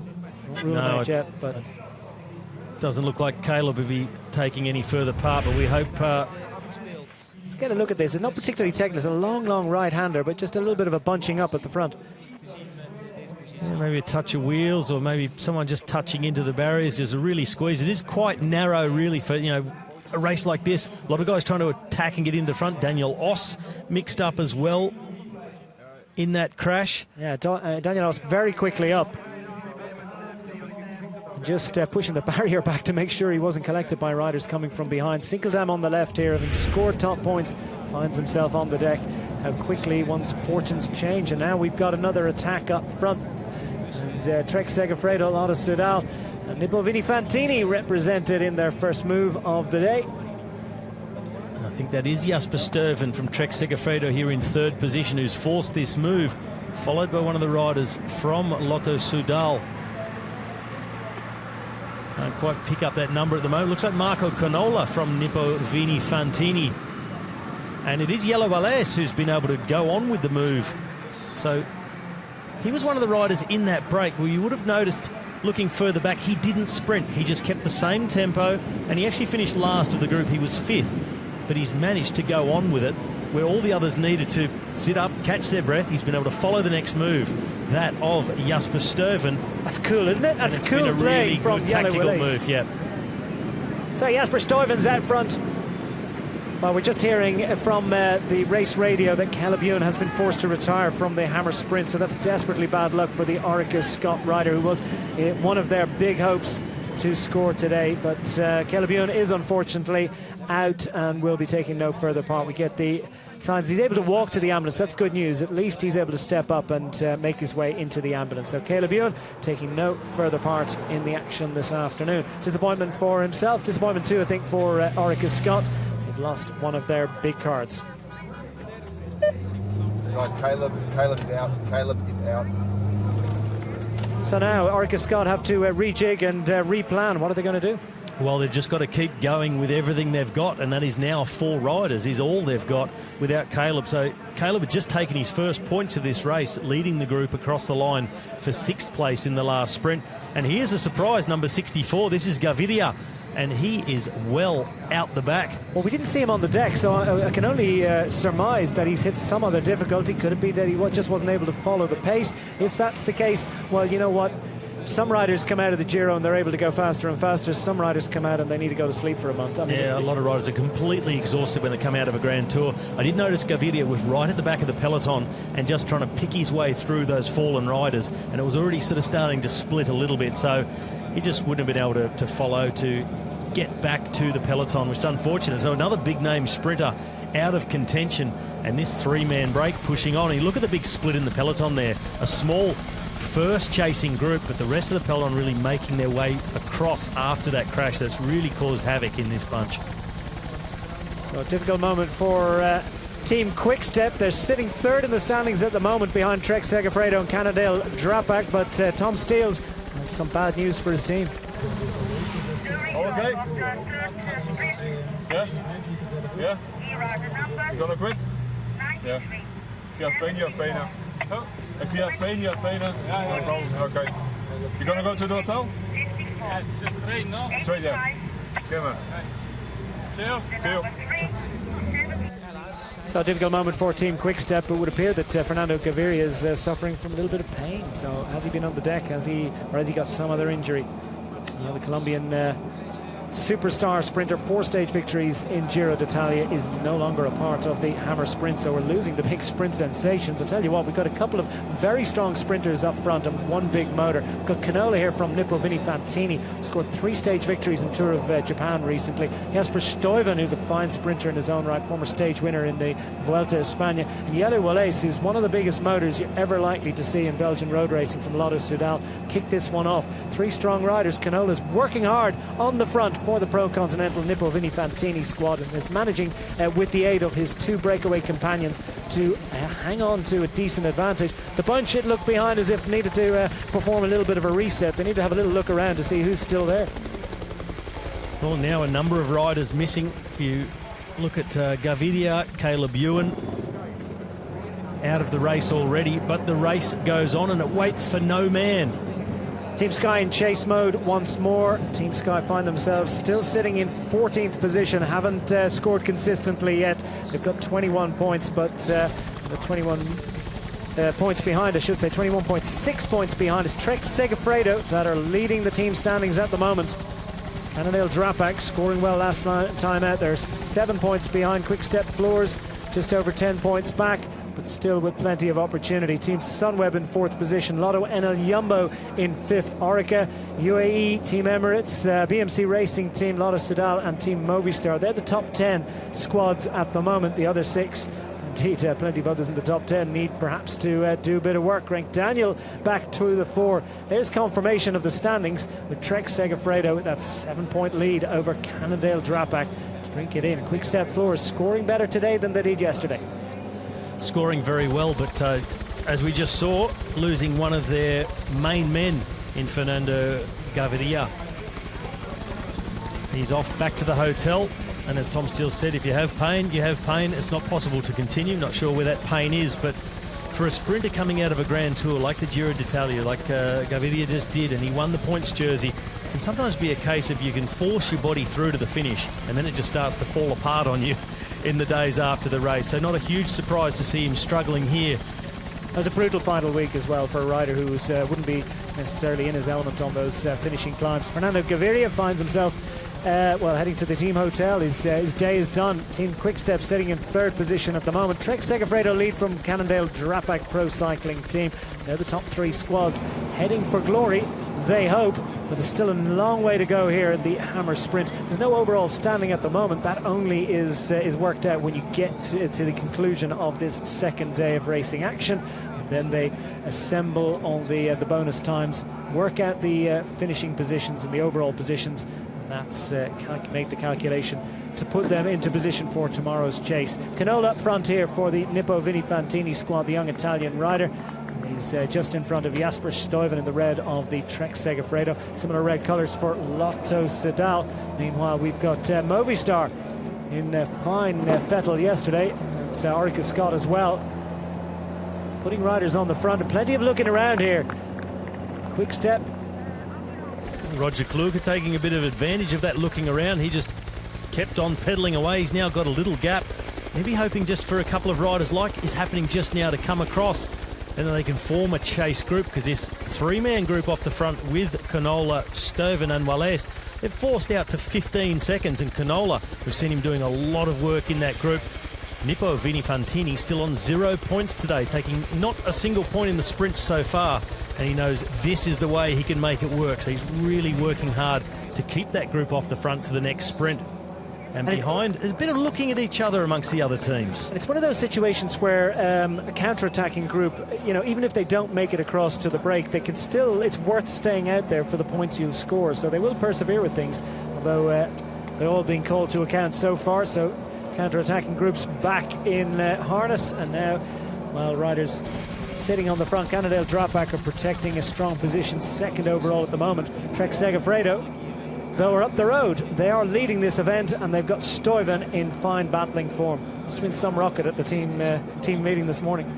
Yeah, well, some teams aren't suited to every stage in this race, and we saw Orica Scott, for instance, select a team without a pure climber, but Luke Durbridge stepped up, did a great job. And on the other hand, Trek Segafredo, they had climbers here, but they all missed the boat right at the start of the race. They need to make amends, and I'm sure Dirk de Mol, the former Paris-Roubaix winner, team director of Trek Segafredo, would have given them a right rocket at the team meeting and said, boys, it's time to make our mark on this race. We need some bonus seconds. To get the bonus seconds, we need lots of points and finish high up on this Hammer Sprint stage. So the boys are really amongst it. Boy van Poppel been up there in the sprints. Matthias Brandl also winning a sprint, and now Jasper Stuyven off the front. So really good team effort, which is what this racing series is all about. Yet to see Giacomo Nizzolo really trouble the scores in a significant way. The attacks are coming out. Cannondale Drapac trying to counter this one, recognising, I think, that there just isn't really a lot of cooperation in that bunch to track that group back. No, there's really little cooperation between all the other teams out there, and they're all sort of looking at each other, well, who's going to do the work? And some teams are already missing riders to contribute to that work. So it's really difficult to get any sort of cohesion to chase a breakaway down. Quick reminder of the scores last lap round. Raymond Sinkeldam, he's been on the deck since, was the top scorer. Tom Laser for Team Lotto NL Jumbo got up. Tom Scully for Cannondale Drapac. Manuel Quinziado. The bunch makes its way through this little left-hander. For BMC Racing was fourth across the line. Yellow Wallace scoring well, and now he's gone on the attack. He finished fifth for Lotto Soudal on that occasion. 22 seconds advantage. Quick reminder, of course, that the riders have to make it all the way through to the finish of this. If they've scored points, they have to ride all the way to the finish. Because we mentioned that yesterday, riders who scored early had to get around the whole race for their points to count. I mean, look at in the case of Sinkeldam and Caleb Ewan, both point scorers today, but out of the race. I don't imagine Raymond Sinkeldam was going to make his way back either. So his 10 points could be coming off the team total. Well, Team Orica Scott scoring well, but sitting in 6th position, slipping back. So they need to perhaps try and redress the balance and solve this little mini crisis. The Orica squad sitting 6th overall at the moment. What are they going to do about this after losing Caleb Ewan? Yeah, that's right. So guys, out of the 3 that are in the front, there's no teams there that are going to bother us, so that's fine. That's fine. Let's just keep covering these moves and try and pick off some points in these sprints. So that's Matthew Wilson thinking about the big picture. Now, he knows Trek Segafredo are leading and they're in line to get some big points and take the time bonuses associated with that and take those into the team's time trial. But that's what Matthew Wilson is thinking of. He's looking at their team lineup and thinking, it doesn't matter if they take 15 seconds and get some time on us because we've got them covered in the team's time trial. He's confident with that. He's looking at teams with a strong team's time trial setup like Team Sky. That's the kind of team he wants to stay in front of and be able to start in front of with a gap when it comes to the hammer chase. So it's getting really tactical, thinking even another day ahead, not just about the sprint points. That's some pretty impressive and very sophisticated tactical thinking so early in this inaugural Hammer Series. We're going for the fourth sprint of the afternoon indeed as we sprint for the line. Who's going to get this one? Canolo fancies it, but Stuyven, I think, just about managed that one. Jesper Stuyven takes top points once more. Trek Segafredo extending their advantage, always assuming they managed to put another rider into the mix here. Cannondale Drapac are in contention, and Team Sky put a couple of riders in to score here. Bahrain Merida as well in strong position. Was Elio Viviani up there? Could have been 3 Sky riders to the 4 there. So nice scoring from Team Sky. Came at a good time. Yeah, Viviani, Van Poppel, Jonathan Dibben, I think it was, also getting himself up there in the points.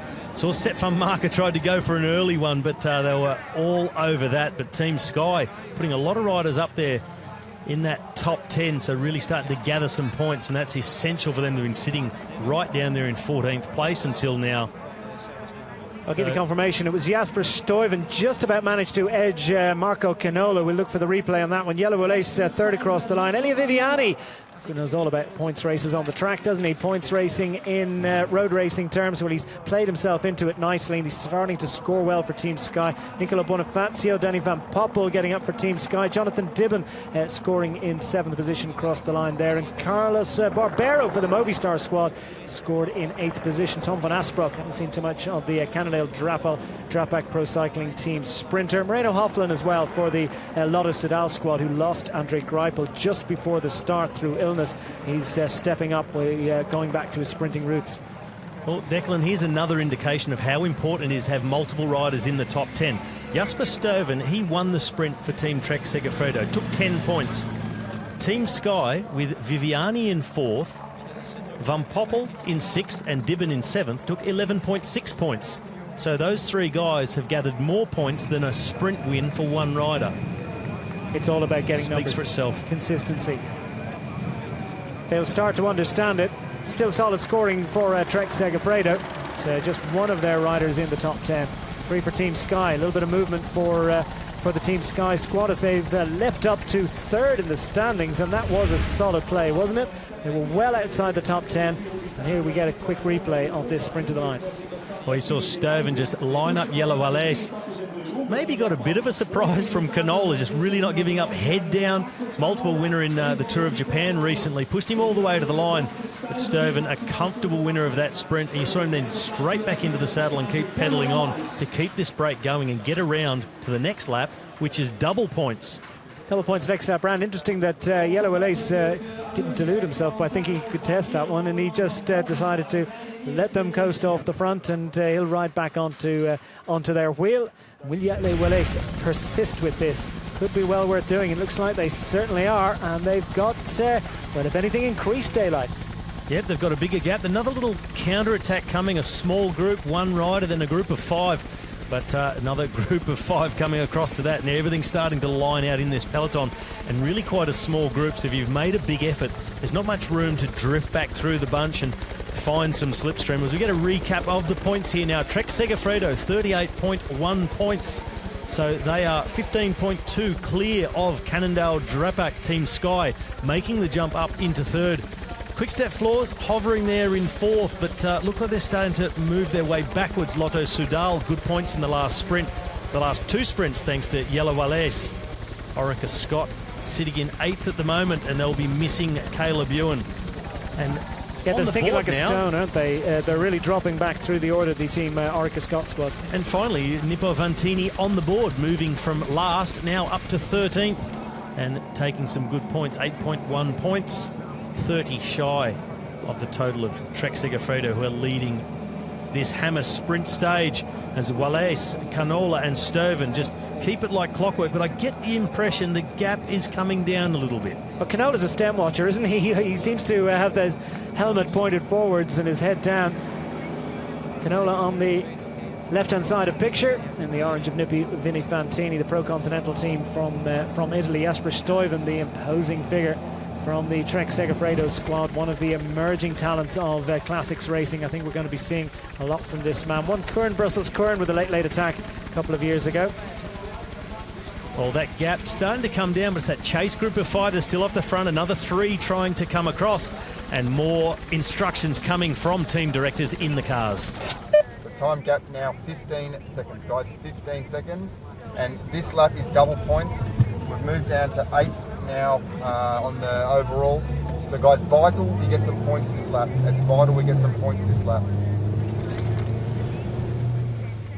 We're on lap 5, heading towards the 5th sprint of the afternoon. Double points on offer. Is that a sense of desperation, of panic? Oh, there certainly wasn't panic, but there was a sense of worry there, a little furrow on the brow. A little bit of worry, a little bit of stress, and is just trying to get his point all the way across. Repeated himself twice at the end. It is vital to get points. So they're on the move. Roger Kluge has infiltrated one of those chasing groups, but look at the splits in the peloton. We've got 3 and then 5 men, another 3, and then moves trying to go up the front of the peloton. Long strung out single file line. It looks like now that second group just going to make contact, and that's Alex Dowsett pushing that group across. Roger Kluge in his wheel. Another Trek Segafredo rider. That's Brundle coming across again. So the time trialists doing really well in this event, because it's riding at really high intensity and mixing it up with some sprints in between. Just being able to recover and keep pushing onto that high wattage, really suiting guys like Brundle and Sturven. And this is Lampard from Quick-Step up there again as well. Well, this is a key moment because they've knitted it together. They've dragged those 3 riders back, but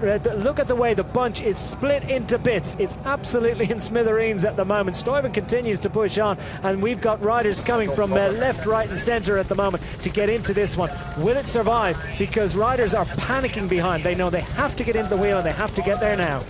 Well, everything just about coming back together, but that counter-attack, Matthias Brundle that took over and went off the front with Yves Lampard. So now again, 3 riders just off the front, 1 rider trying to close that gap. And it looks like the pace just going out of the front of the peloton. That's Alex Dowsett crossing the gap, one of the riders from Bahrain Merida getting across to our front 3. So a lot of shifting, a lot of movement. There's Braindle on the front. What an engine, what a motor. Briefly, the world hour record holder a couple of years ago. He's a fine time trialist on the road. And it is a source of pain and suffering just to try and sit in his wheel. While riders in one long stretched out line. Looking behind from Yves Lampert. There's that Dowsett, yeah, from Team Movistar, well to the fore. Very much involved in closing that one across. The Movistar squad, a little bit of work to do, sitting 12th overall after yesterday's heroics. They find themselves in a little bit of difficulty. That could have them slipping down the order heading into tomorrow's Hammer Chase, the final event to decide the destination of overall honours in this inaugural Hammer Series event. Team Lotto Enel Jumbo come to the front of the bunch, trying to put manners on this one. Lotto Enel Jumbo themselves have a little bit of work to do, sitting 7th at the moment. Scored well, scored consistently, but need to move up. Well, this Hammer sprint race at the moment has become the Hammer breakaway race for getting the points. We have not seen a full bunch sprint for points yet. And the sprinters at the moment struggling to get up there amongst it, because the strong men really having their way with this race. able to keep the pressure on, keep the sprinters well on the back foot, and only taking minor points at this stage. Well, that is a fascinating point. We really have seen so little of Jens de Buskra, of Fernando Gaviria has been forced to retire. Caleb Ewan has caught in a crash, unfortunate for him, but we haven't seen, how many strong. Dylan Groenewegen has scored, but not exactly particularly strongly. Giacomo Nizzolo is a great sprint finisher, and they just haven't been to the fore. The race hasn't played out as they would have liked. No, not exactly, but we're only halfway through. We've had 4 sprints of the 8. The next one, the 5th sprint, is double points. It's time for those guys to start getting involved. And Viviani, he's in second position at the moment. I just saw him going across a gap before, so starting to get more involved. He's getting his head around this race and how he needs to ride it to be able to be of great worth to his team. But a great move from Team Sky with their 3 riders in the top 10 on the last sprint.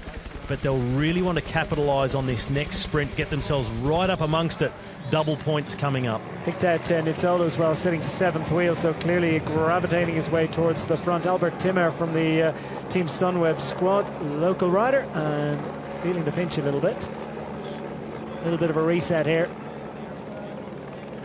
I think it would be stretching it a bit to call that a stall, but just a momentary. It's the longest stall we've had. I was just counting, actually. I got to about 5 seconds without spotting an attack before this rider from Team Movistar came up the left-hand side out of picture and made an acceleration. That was the longest stall we've had since the neutral. Yeah, hardly time to draw breath.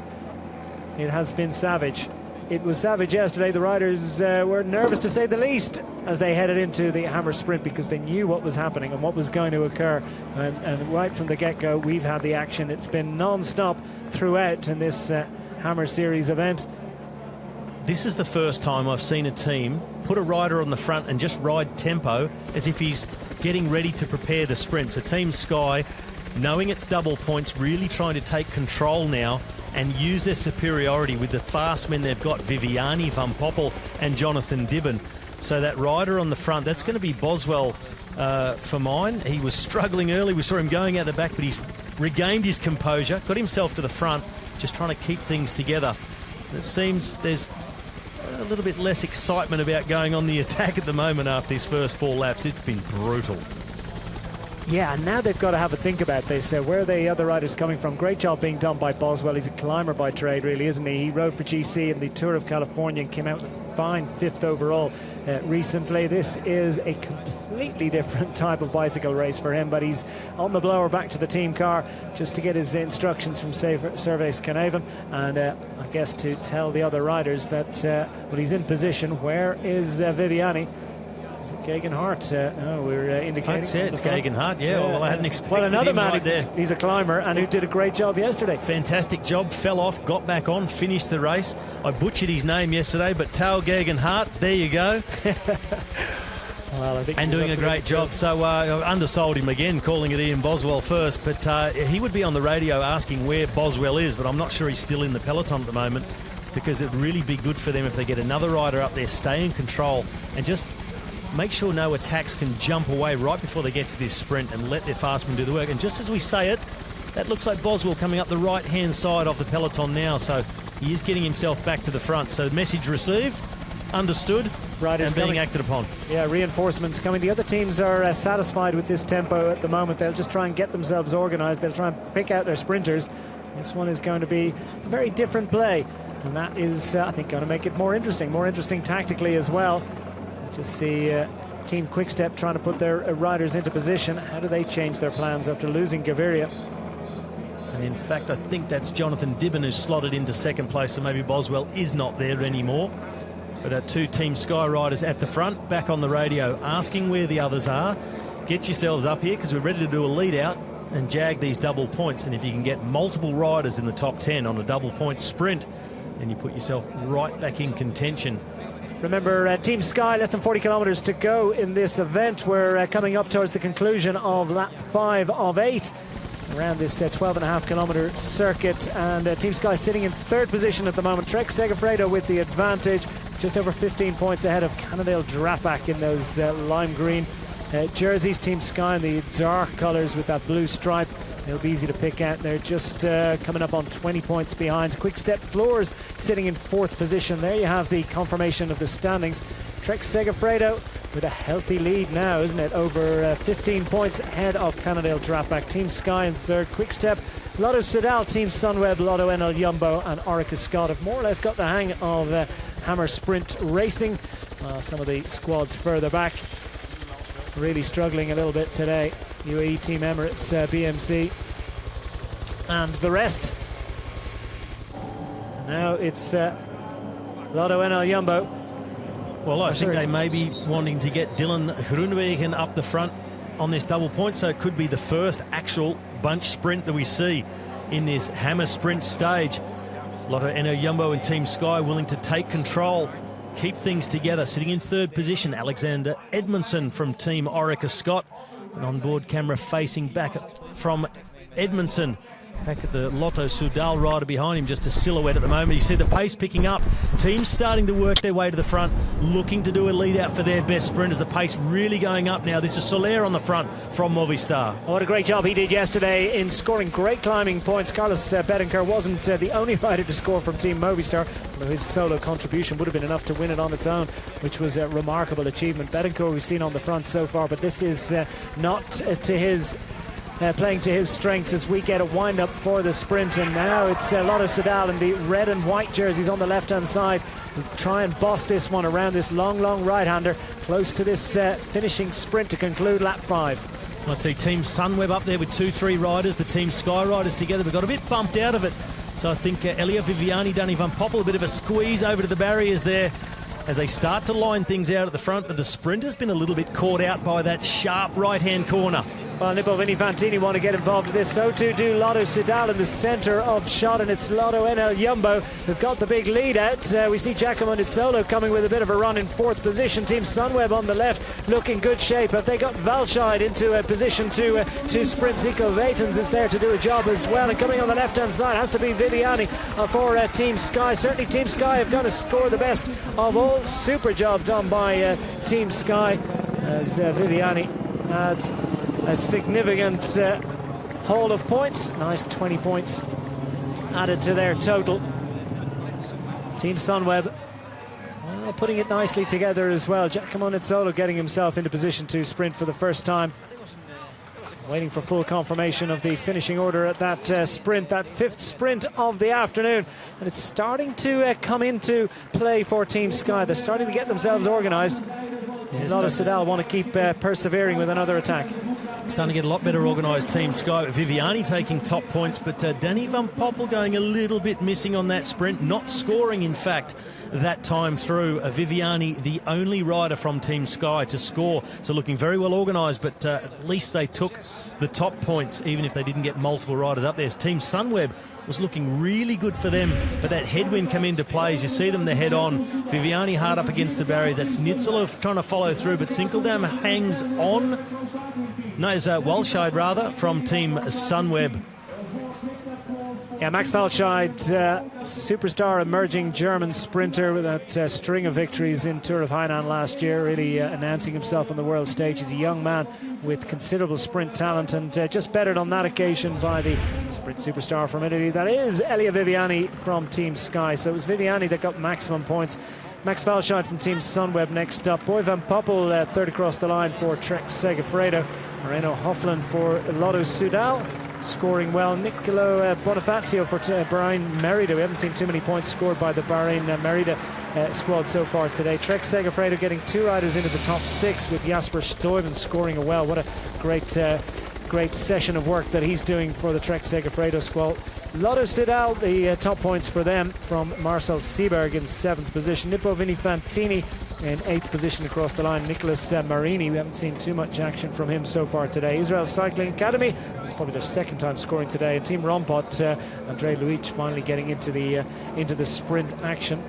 And that was Miles Scottson trying to get a little move going, the Australian champion from BMC, the young rider. So more of a track specialist in the past, a time trialist, so trying to get a move off the front to try and score some points for his team. I did notice there, the computer gave it to Boy Van Poppel, those points for Team Trek Segafredo, but it was clearly Giacomo Nizzolo, the Italian champion, who took the points on that occasion for that team, with the green on his jersey of Italian champion across the shoulders. But nevertheless, same team. They get the points. Trek Segafredo pick up the points, defend that lead. They now have exactly a 20-point lead over Team Sky. Let's put that in perspective, though. 20 points is just one double-point sprint. So still a long way from a done deal for Team Trek Segafredo. They've been in control so far, but Sky really starting to move themselves into this competition. Orica Scott, on the other hand, dropping back to 9th now and really missing the presence of Caleb Ewan. Going in the wrong direction for the Orica Scott squad, but we've still got 3 sprints left, so 3 opportunities for them to step up a little bit. Team Sky are on the move, aren't they? They're up to 2nd position, 20 points behind. Lotto Soudal sitting in 3rd place. And Servais Knaven must be happy. His team are up to 2nd. Good job, guys. So we moved up to 2nd place now. Really good. Trek Segafredo is 20 points ahead. But fuck for GC, this is perfect, guys. Really, really good. So you hear the team directors, Matthew Wilson before, Servais Knaven now, talking about GC, so talking about getting those time bonuses associated with the points haul in the Hammer Climb and the Hammer Sprint. But it's all about building up a buffer, a seconds lead that you can take into the Hammer Chase, the team's time trial. Of course, the team leading the general classification, they get the biggest time gap back to their next chasing team. They take off first, and it's catch us if you can. So everybody would like to be in that position, try and hold everyone else off. It's actually looking pretty good for Team Sky at the moment. They finished 3rd in yesterday's Hammer Climb, remember. They're currently sitting in 2nd position. And Trek Segafredo, who are on course at the moment, still a lot of racing to go, but at the moment Trek Segafredo on course for victory in this Hammer Sprint. Well, they were well back. They were in 14th position after yesterday's Hammer Climb. So it's going to be difficult for Trek Segafredo to get themselves into pole position tomorrow. But for the Team Sky at the moment, well, without being able to do the mental calculations and get the beats flying on the abacus, I think they're currently sitting in a pretty strong position. Movistar, yesterday's victors, well, they're pretty much out of it today, as we might have expected. They didn't come with a sprint-heavy lineup. Team Movistar currently sitting 13th. And I think the other team doing a really good bit of business today is Team Sunweb. 2nd yesterday on the back of Tom Dumoulin, but today at the moment sitting in 4th. Seen riders of Walshade and Sinkeldam getting amongst it and getting some really good points for their team for Sunweb. And they're looking good, and they'll be battling against Team Sky now, and I think it'll start to get quite tactical. If this finished right now, it would be Team Sky ahead of Team Sunweb on aggregate by the narrowest of margin. Oh, what a day of racing it's been.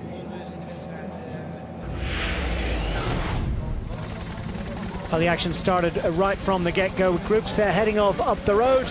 And Raymond Sinkeldam, just one of the riders that managed to score top points, just edging Lotto Enel Jumbo. And almost immediately afterwards, Raymond Sinkeldam was caught up in a crash that included Caleb Ewan from Orica Scott. Sinkeldam on the left, Caleb Ewan out of action. Caleb is out. A disappointment for Orica Scott and for the young Australian rider. We hope he's back in action very quickly indeed. Orica Scott have gone backwards since then, but the action has been non-stop here in the Tom Dumoulin Cycle Centre in the Hammer Series. A little look over the shoulder to see where the next attack is coming from. Seems to have settled down a little bit, settled down to about, 60 kilometres an hour? settled down a little bit into a rhythm, a very fast rhythm, but it seems to be increasingly difficult for anyone to really get away. That freshness has gone out of a lot of guys' legs, so they don't have that explosiveness to create that gap and then go on with it. So it's, I think more and more we're going to be seeing, like we saw in the last lap, that double point sprint on lap 5. You'll see a lot more bunch sprints. This here is Jens de Buschede from the Lotto Soudal team, a sprinter, but prepared to go on the attack. I think probably recognising that the pattern of the racing so far has not been one that's suited him. He's got to change his tactics a little bit. So interesting from de Buschede. He's decided to go on the offensive. Caught Zach Dempster from the Israel Cycling Academy at the back of the bunch there. He's been really suffering this afternoon. The pace of this racing, the way that it's been played, it's got a lot of riders out who were used to, remember, racing over 200 kilometres plus, and it's a very different rhythm of racing that we've had on offer today. Nonetheless, it's been entertaining for us and for all the spectators, I think. No, it's extremely entertaining. We just say, guys, lacking that explosiveness, that punch to get off the front. But Jens Debusschere, being a sprinter, he's got that punch. He made the initial acceleration, got a really good gap. But you see now he's started to make his own way back to the peloton. Pace being set on the front of the main bunch by BMC, in between one of the Orica Scott riders, which I think again is Roger Kluge. Been very active in this race, scoring some good points. Quite a big split starting to happen right there now. Well, there's the update. It's Trek Segafredo with that 20-point lead over Team Sky. Well, this is the current standing. No, Team Sky have moved up. That's the way that things have changed. Lotto Soudal slotting into third place, 25 points back. And the Team Sunweb in fourth. Cannondale Drapac have dropped back to fifth position. It's all changed at the front. Trek Segafredo going strong. Remember, they didn't score well yesterday, so they're giving themselves a fighting chance, though, of getting back into the top 8 positions to make sure that they're racing for glory, racing for the overall success tomorrow. Well, Declan, look at this for a split in the bunch. That acceleration by Debusschere lured out Kluge, and a chase from behind, but it's caused a big split in the peloton. A really large group going off the front now. See another 3 riders recognise the danger, they've sprinted away from the rest of the peloton. You look right in the back of the picture, there's the peloton right in the back of shot. So this is a huge group. I would call it about half the peloton. Lars Bohm here, he's made it into the split. So this is a massive group that's got away, and I just spotted Carlos Betancourt, the man of yesterday, on the hill, and he's made this split. So quite a big gap opened up to the peloton, and I would say pretty much every team would be represented here. So who's going to chase, if anyone's going to chase? Yeah, and who's got multiple numbers in here, because they're the ones with the big advantage out of this. You saw the peloton, or the second half of the peloton, we got to call it, behind, spread wide across the road. So I'm not sure there's full cooperation there, and they may be thinking, it's the old thinking, isn't it? If my guys are up front, but we don't need to chase, it might be slightly different if you haven't got enough guys up front. Well, this is now forming into a group of about 25 riders. 3 riders now in shot. Well, they've waited a little bit too long to realise what was happening, trying to cross the gap, but doesn't look like they're making any inroads. Here's the rest of the peloton. A little bit of panic amongst some riders, but they really wouldn't know who's up the front yet. Yeah. So until they do, they need to try and react. Yeah, there was a bit of a stall in what remained of the bunch for a short moment, but that almost instantly changed. Sky have put riders up front. Amongst the pigeons, I think, a little bit in the group behind. What are they going to do about closing this one down? We could have a little bit of a reset in the order. Look at the way the bunch behind it is starting to spread a little wide there. Yeah, well, this is the front of that breakaway group, so the Sky rider really going on. That's Dibben really pushing the pace. He's realised what happened. He can really pull this group away. He's got another teammate there in the group, so Sky have 2 riders in this group, also 2 from Trek Segafredo, been really well represented in every group, 2 from Movistar as well. At the moment I've only spotted 1 from Orica Scott, unless another one dangling further back in this group. Well, Dowsett's there for Team Movistar. John Dibben is another great time trial star. The Brits tend to churn them out, don't they? And Dibben won the time trial at the Tour of California recently, his inaugural victory as a professional cyclist. He's managed to make it in a nice big turn. Where are the big engines going to come to really drive this one away? Is there the motivation? Just picked out Betancourt, just showing his nose in the wind a little bit, and he's going to roll to the front.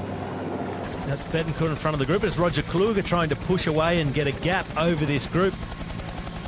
I think if we get a look back, we're going to see a yawning gap back to the rest of the peloton. Pretty much every team represented up here. And as we look back down the road, well, that's already 10 seconds that. So 15 seconds or so this gap, I would say, to the main peloton, which is only slightly larger than the breakaway at the moment. But they haven't given up yet, have they? And Team Sunweb are a little bit concerned, a little bit anxious about the situation there. It's the white and black colours of Team Sunweb on the front, and Sunweb sitting 4th in this event. If they haven't got the riders up front, they're going to try and close it down.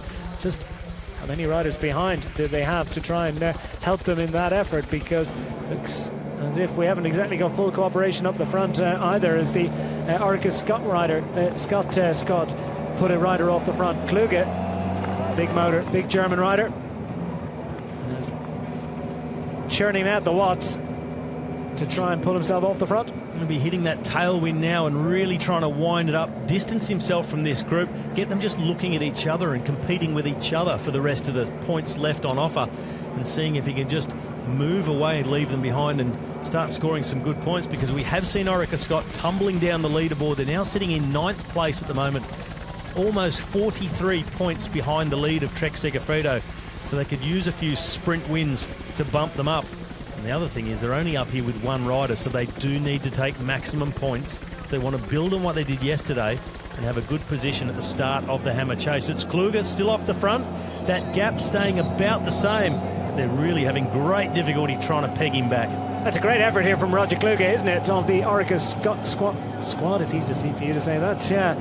Or Scott team even. And Roger Kluge has put it up to all the riders behind to ride through to try and close him down. At the moment, he's heading towards the top points on sprint number 6 of 8, because we're on lap 6 of 8 of this 12.5 kilometre circuit, inside the last couple of kilometres, as we head towards the line. And Kluge steals a little look over his shoulder, the big German rider, discovering that Jonathan Dibben is one of the riders in that group behind from Team Sky.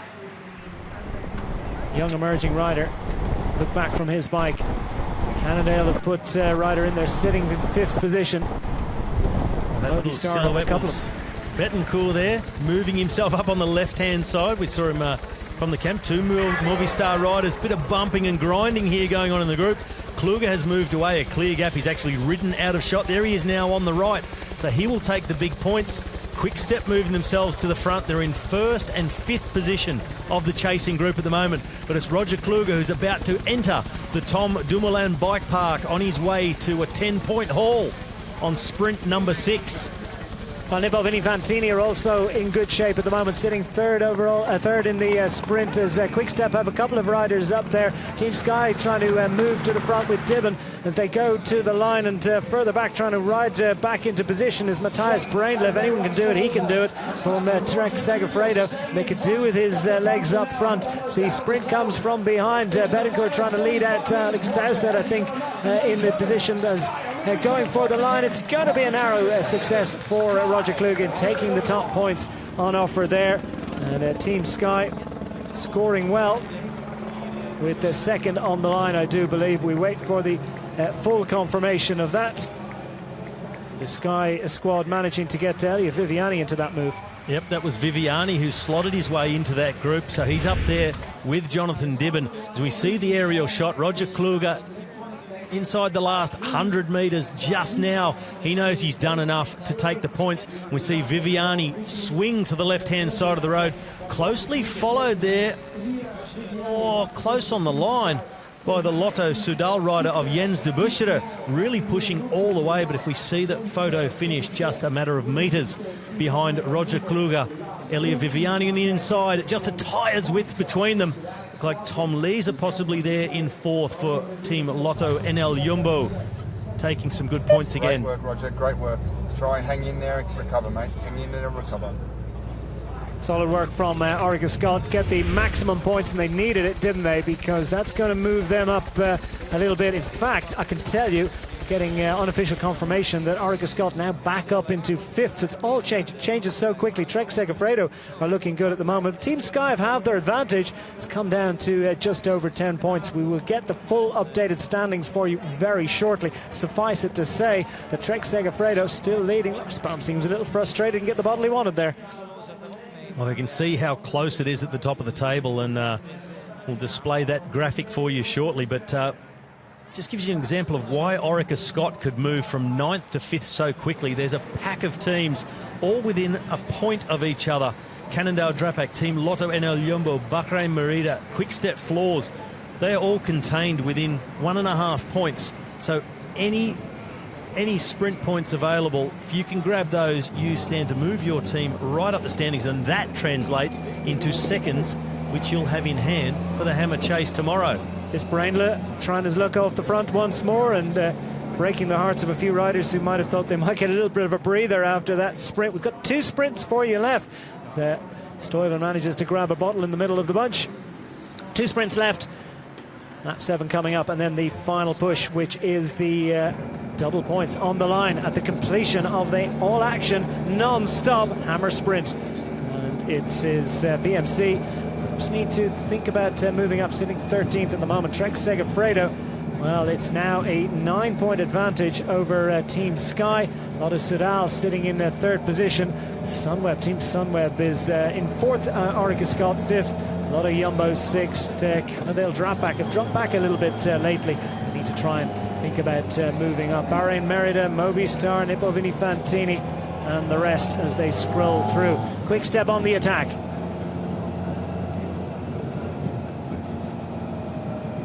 Well, this 20-strong group, definitely not all sprinters. You've got the fast men amongst them. We just saw that then. Elia Viviani, Jens Debusschere.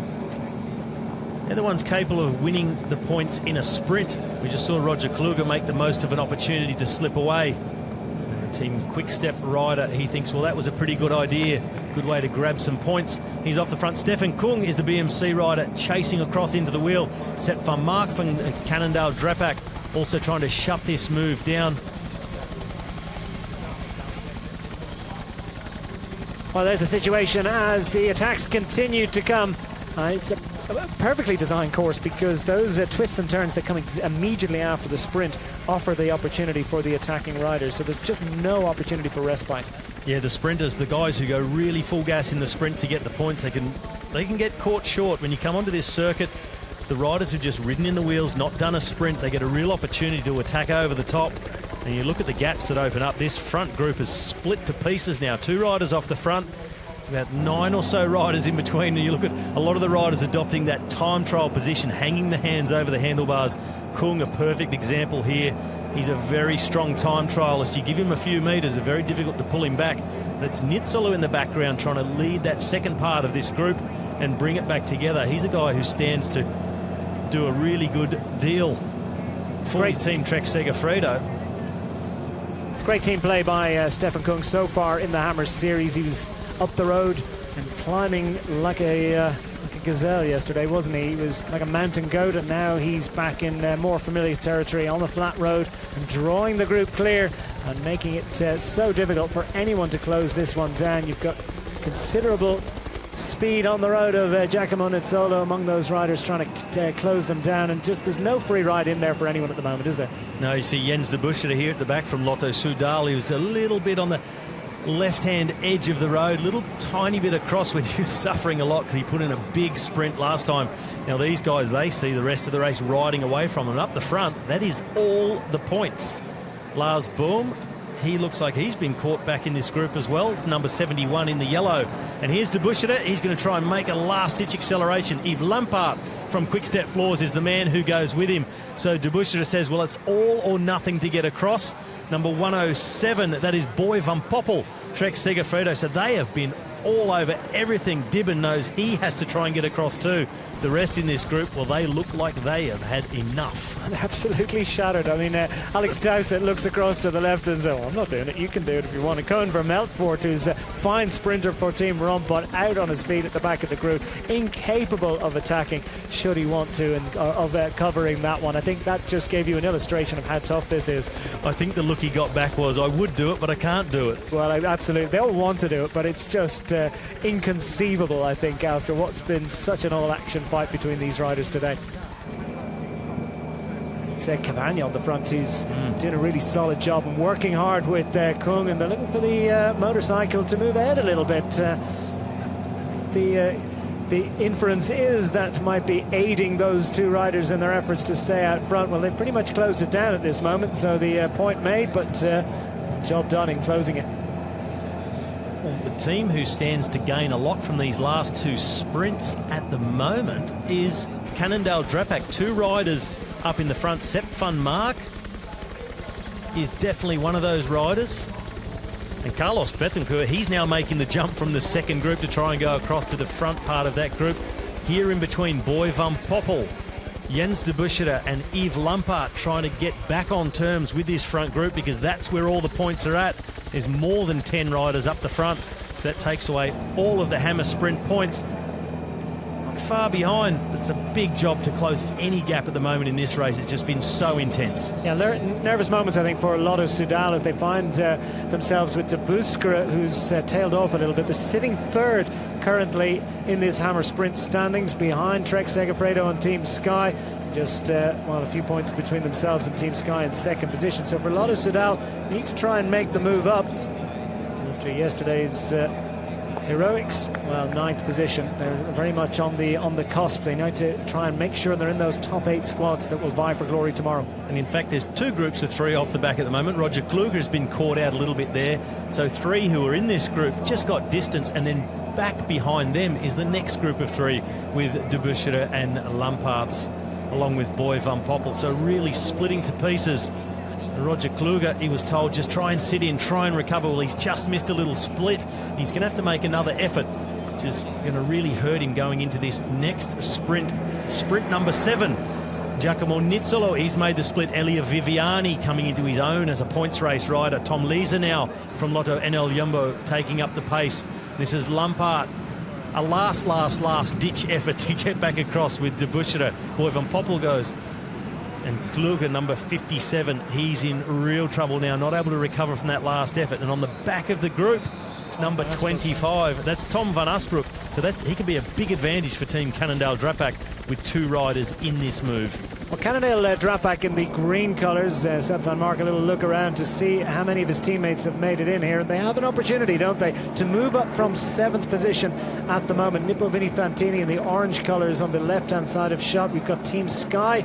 You have on the right-hand side of shot with Elia Viviani in good position at the moment. And still we've got that big engine from BMC in their black and red colours. The US-registered Swiss-based team. Stefan Kung is a strong rider for them. Cannondale Drapac with a couple of riders at the back and in a nice position if this one survives through to the conclusion. Roger Kluge just in front of the 2 green riders for Orica Scott in those blue and green flash colours, the Aussie team. Well, 3 teams up here with 2 riders. Quick-Step Floors, Cannondale Drapac and Trek Segafredo. All 3 teams with 2 riders in this move. All the rest just with the 1. This is Carlos Betancourt just closing a gap. That's him in second position. The man who just ripped the race to shreds on the Hammer climb yesterday. Just absolutely dominant, winning 7 of the climbs on offer. Yeah, winner of Paris-Nice back in 2014, 5th in Giro d'Italia in 2013, and this is a welcome return to form for Carlos Betancourt, because he's not just good on the climbs as we expect and we understand, but also he's showing his considerable ability on a flat road, and he's timed this one to absolute perfection to make it in here, to put 2 Movistar riders. Check for those green helmets with the dark navy colours when it comes to the sprint. Here goes Sepp van Mark. Now here comes the green of Cannondale, as Sepp van Mark, in the only way he knows how, goes for the long one, and Nippo Vini Fantini know they have to cover it. Well, I saw him lining things up. He had a quick look over next to him, sort of slightly over his shoulder, not giving it away too much, but I just saw him lining up the riders in front of him and then just start to edge out to the right, and there it went. The Nippo Vini Fantini rider really on the ball, followed him straight away, and that's a great little move, quite similar to what Roger Kluge did in the last lap. This lap, normal points, just 10 points on the line, but if they can get a big gap going, they could grab a whole heap of points, and Cannondale Drapac could move themselves back up from 7th. They started so strongly, dropped back a bit, but the gaps are really small between the teams. It's a great play because it gives his teammates, his 2 teammates behind a free ride, and indeed there's always the chance that he'll hang on for the big points, so at least they can set themselves up for the sprint behind. Well, behind Tom van Asbroek from Cannondale Drapac, he doesn't have to do any work. The rider from Nippo Vini Fantini, well, they'll be happy just to score some more points. They're in 10th position at the moment, but they are very, very close to 5th place of Orica Scott. They're only a point behind them. Marco Canola scoring well on the first sprint of the day. We have also had some good scoring from Nicholas Marini as well, but the Quick-Step squad to try and chase this one down. What's Tom Steele saying? Just try to get the speed back in the group, guys. Get the speed back in the group. Short relay.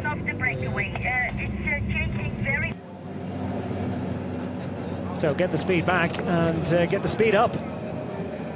So my mistake, Canola and Nippo Vini Fantini, they're 9 points behind Orica Scott, but they are going to be within striking distance if this move really goes away. But the teams placed between 5th and 9th are all within a point. So these next couple of sprints are crucial to just get in front of the other teams, because that translates into seconds for the Hammer Chase. Those seconds, they're decided on where the teams finish overall in this stage on points. So every single point is crucial. Well, 3-stage victories for Marco Canola in the Tour of Japan recently. Sepp van Mark has raced at top level, at World Tour level, and been one of the real classic superstars over the last 5-7 years plus. And the big results in some occasions have eluded him, but the move back to Cannondale Drapac has suited him. And well, there's not great cooperation here in the chase. No, you see, it's really stalled, and that's perfect for our two leaders. You see now they have 18 seconds, these two. We're just hearing over race radio that there's one rider jumped away in between, but 17 seconds gap back to him, 37 seconds back to the pelotons. This gap has really opened up, and these guys are in with a real chance of taking not only the next sprint, but the final sprint, which is double points. Who's going to be able to close that one down? It's not going to happen immediately, but it is going to happen from Albert Timmer if he gets across this gap, and he's closing it down. 17 seconds. Big engine here from Albert Timmer from Team Sunweb. Local rider from home soil. He'd really like to show the colours, show his ability. And if he manages to close that one now, he's pretty much exactly halfway between the main chase group and the riders up front. Those two riders from Nippo Vini Fantini, Marco Canola and Albert Timmer from Team Sunweb. Now there's a little bit of a scatter behind. Riders find themselves in a little bit of difficulty. Alex Dowsett, Koen van Melfort, Lars Boom as well needs to try and get back into contention, and lots of little gaps appearing and then being closed down. This is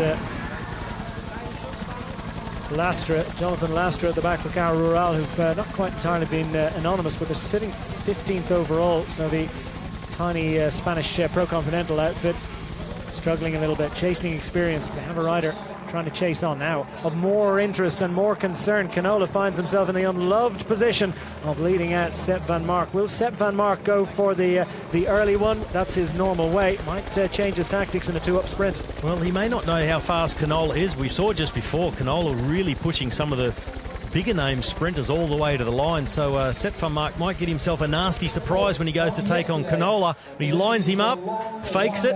Well, he only knows one way, doesn't he? And he's not going to get on the pedals first. It is indeed Canola that's going to start the sprint, and inside 150 to go. It's going to be tough for Sepp van Mark to come around him, and van Mark has already resigned to second place. Good point scoring from Canola. They get the bell. One sprint left after this one. Albert Timmer is going to score well for Team Sunweb in third position, and Quickstep put riders on the front.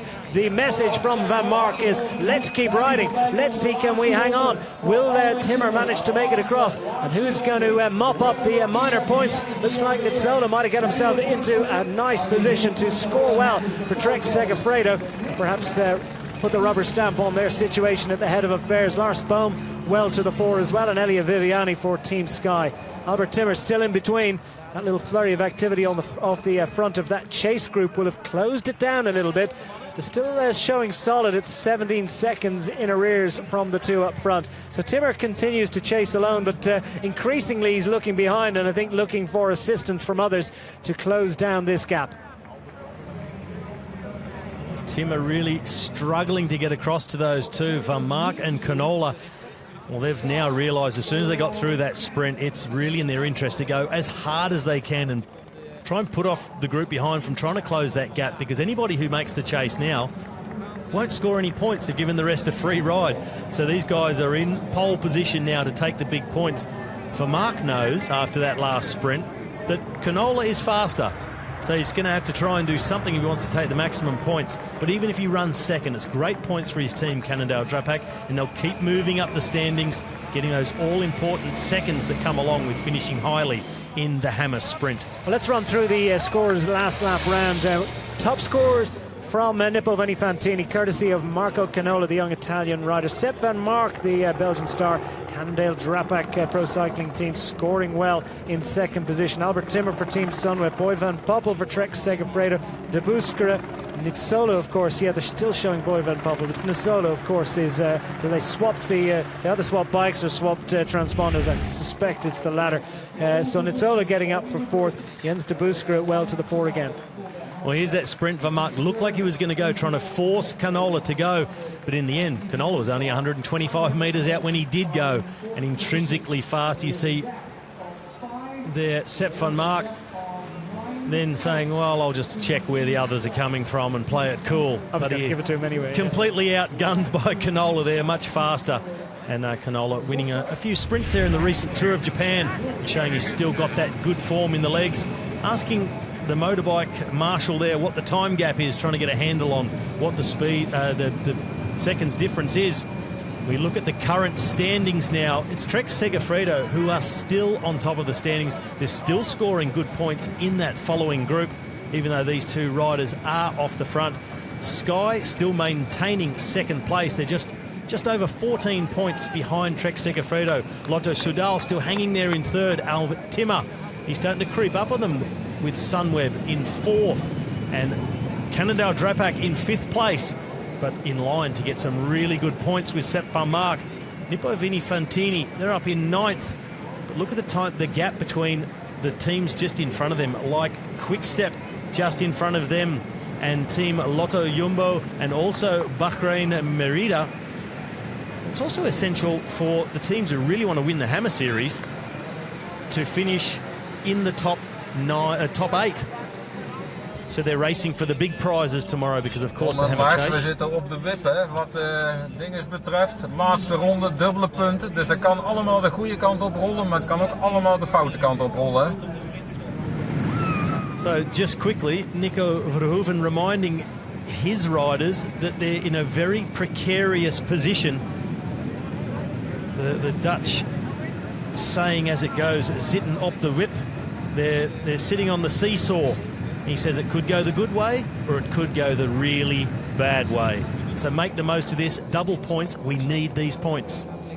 But just to let you know, the Team Lotto Enel Jumbo currently 7th in the standings heading into this final sprint of the Hammer Sprint, and it's double points on offer. And they were 8th, remember, and it's the top 8 teams that go forward to contest this final push for glory in the Hammer Chase tomorrow, the team time trial. So you need to be in that top 8 squads, and they're really sitting on the cusp. They're in the drop zone there, potentially in the drop zone. So for a Team Lotto Enel Jumbo, need to get riders into the final sprint. Cannondale Drapac have an opportunity. They're still out clear and still racing for glory. They've got a couple of riders behind capable of scoring well, but they only managed to get one rider scoring in the last sprint, so that might have been a source of disappointment for them.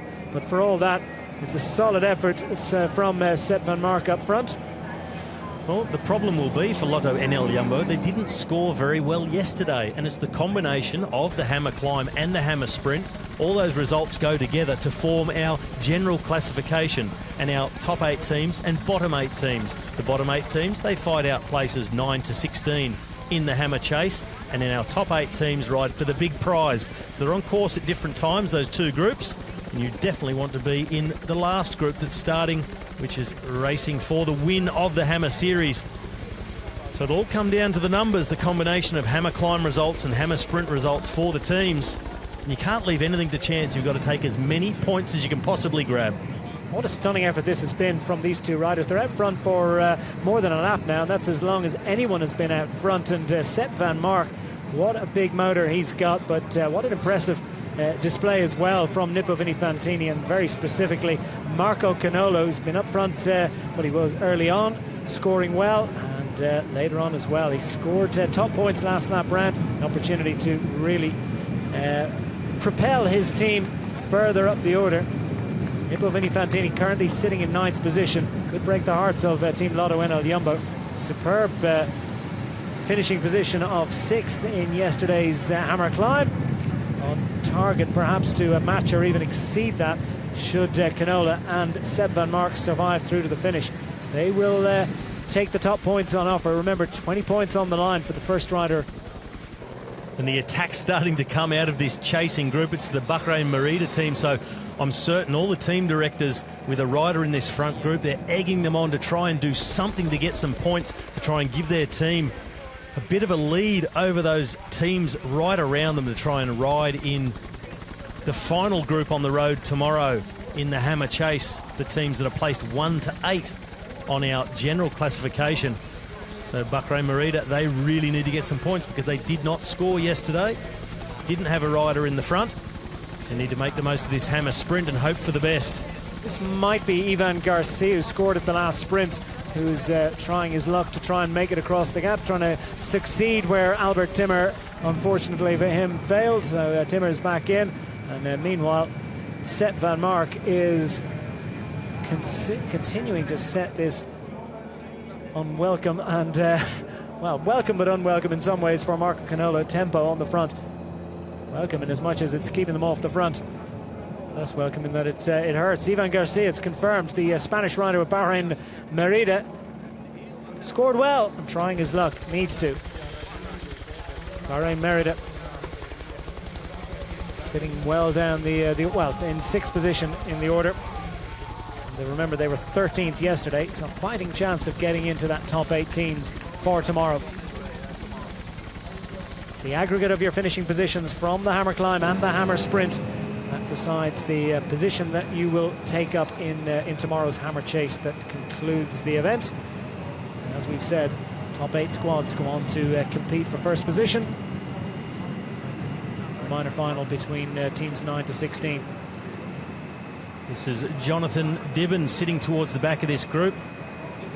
Notice Roger Kluge sitting right at the back taking a breather. This is Yves Lampaert from Quick Step Floors. Albert Timmer, number 94. Tom Lezer. Here's Roger Kluge at the back of the group. Just up in front of them from Movistar, the big winner of yesterday, Carlos Betancourt.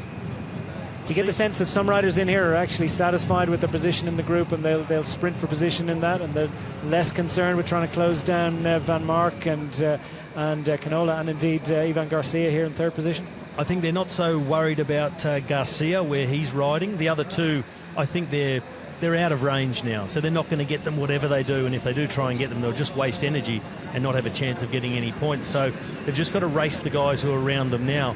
They can't afford to let any more ride away, and a team like Orica Scott really needs to score some points this time. The final sprint, double points.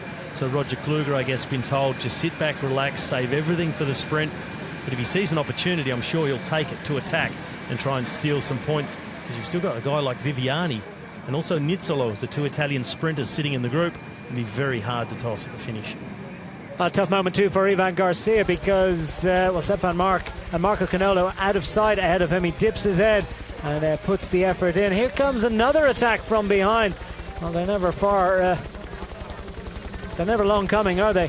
Look at the bunch coming up from behind, and that's a surprise. We thought that they were a little bit out of sight, out of mind, and that these riders were good to contest the finer points. But now that's why this attack is coming out of this chase group, because they realise that the hot on their heels is the peloton. Looks like that junction is just about to be made. Well, it looks like in the peloton it's possibly the team of UAE Abu Dhabi who's done the chase, because they weren't represented in this front group. So they've got together and said, we've got to do something. They pulled everything back together. And I still think our first 2 riders, Van Mark and Canola, I don't think they'll be caught for this double point sprint, but it'll be a close run thing if that pace can stay on that the peloton has had to make the junction with this breakaway group. Garcia, well, I think he'll be caught and disappointed.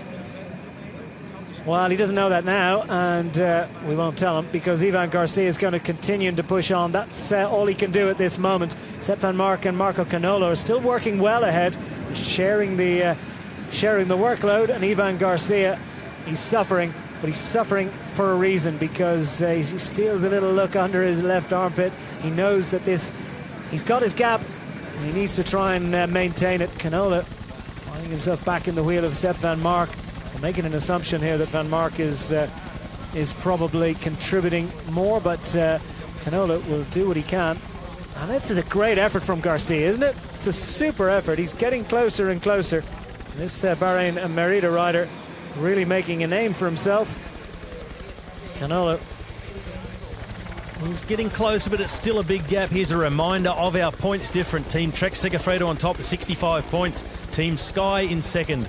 Lotto Soudal holding our 3rd place at the moment, followed by Cannondale Drapac. But Sepp van Mark, he's looking to make a difference to where they're sitting in 5th. And then Team Bahrain in 6th, Team Lotto Jumbo NL in 7th. Quick Step Floors, Nippo, Vini Fantini. But the surprise packet of this Hammer Series, Orica Scott in 10th, Movistar, UAE, BMC, quite a long way down. Good performance yesterday, struggling a bit today. Rompot, Caja Rural and Israel Cycling Academy rounding out the 16 teams. Here's an attack from Lotto Soudal, and is that again Yellow Wallace? Well, Wallace has been tireless in his efforts. Well, can Team Sky get back up? Could happen yet. Come on, guys. If we do take the points with 2 riders, we still can win this stage. Come on, guys. Come on. It's a 14-point deficit for Team Sky from Trek Segafredo going into the final sprint of the day. Remember, the first rider over the line gets 20, so it's well within their mathematical compass to take the overall honours, or at least take the win in the Hammer Sprint and go into the final day with that head start advantage. Team Sky have much to go for. Team Trek Segafredo as well. Lotto Soudal still very much in with a mathematical chance. Team Sunweb can step up for glory. And indeed, Sky, Lotto Soudal and Team Sunweb finished ahead of Trek Segafredo in yesterday's Hammer Climb, so they will surely be sitting in a pretty position at the moment. Ivan Garcia, as you said, he's going to have his heart broken. I think so, but there's a group coming across at the moment. There's another little split there. Orica Scott represented in that group. Team Sunweb, Lotto Soudal. Trek Segafredo there again, they've been amongst everything, and my money would be on Trek Segafredo to defend themselves against Team Sky. Don't forget, they got Giacomo Nizzolo, Jasper Stuyven, Boy van Poppel, who can all handle themselves in a sprint and take some points. Here's Garcia, just still dangling off the front. Small splits at the front of the peloton.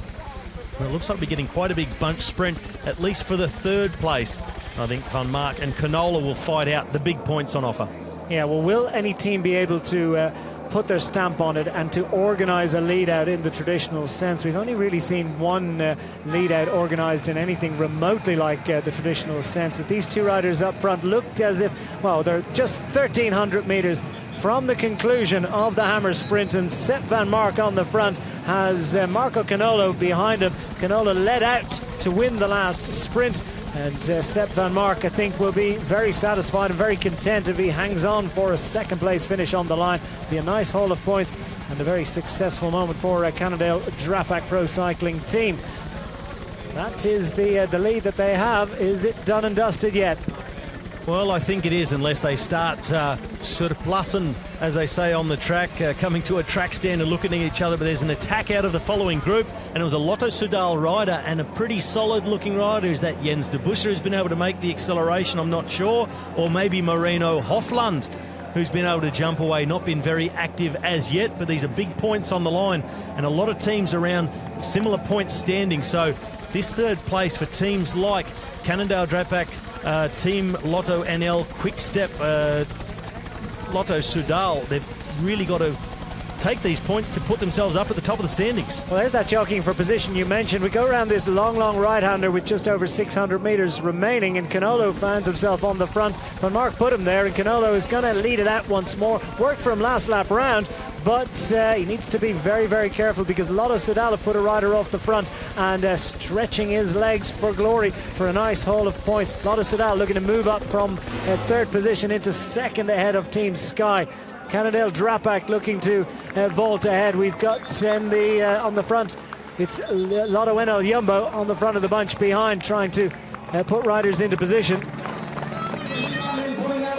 It's Canolo that's going to lead this final sprint of the day. And here comes Sepp Van Mark. He knows he has to start it first, and Canolo's just a bit used up. He hasn't got the legs for it. They've shared the sprints. It's Sepp Van Mark that's going to get the final sprint of the day.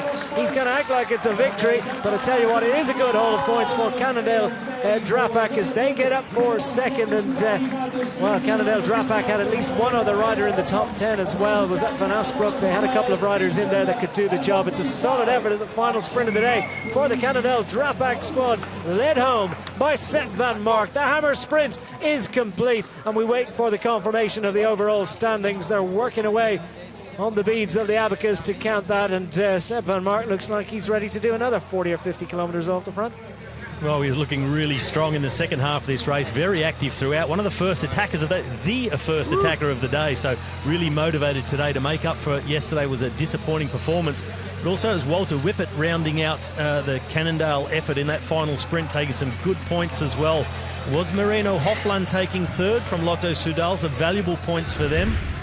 Canola, well, he's been responsible for a great points haul for Nippo Vinifantini, but you look at the replay.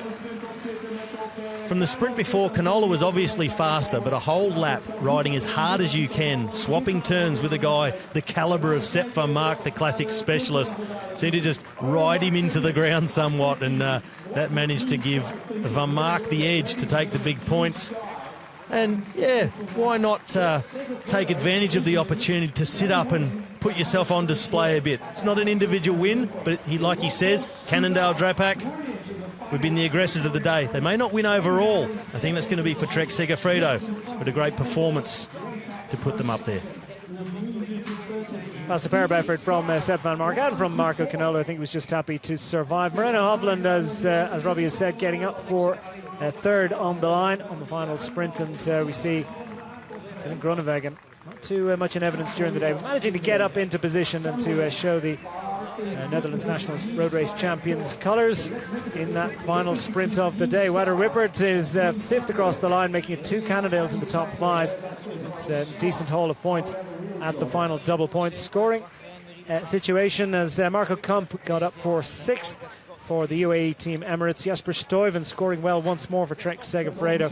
Team Sunweb putting Max Valscheid into 8th on the line. Lotto Soudal, Marcel Seberg 9th across the line in that final dash for glory, and Movistar with Carlos Barbero scoring points, but I think quite enough to really put them into contention today. But what about that from Trek Segafredo throughout the afternoon as we wait for full confirmation of the final standings? I think it has certainly been a successful day for Trek Segafredo, but what's happened to the standings in terms of Team Sky? Have they hung on to second? What have Team Cannondale and indeed Team Lotto Soudal, with that final push from Moreno Hovland, done about moving ahead?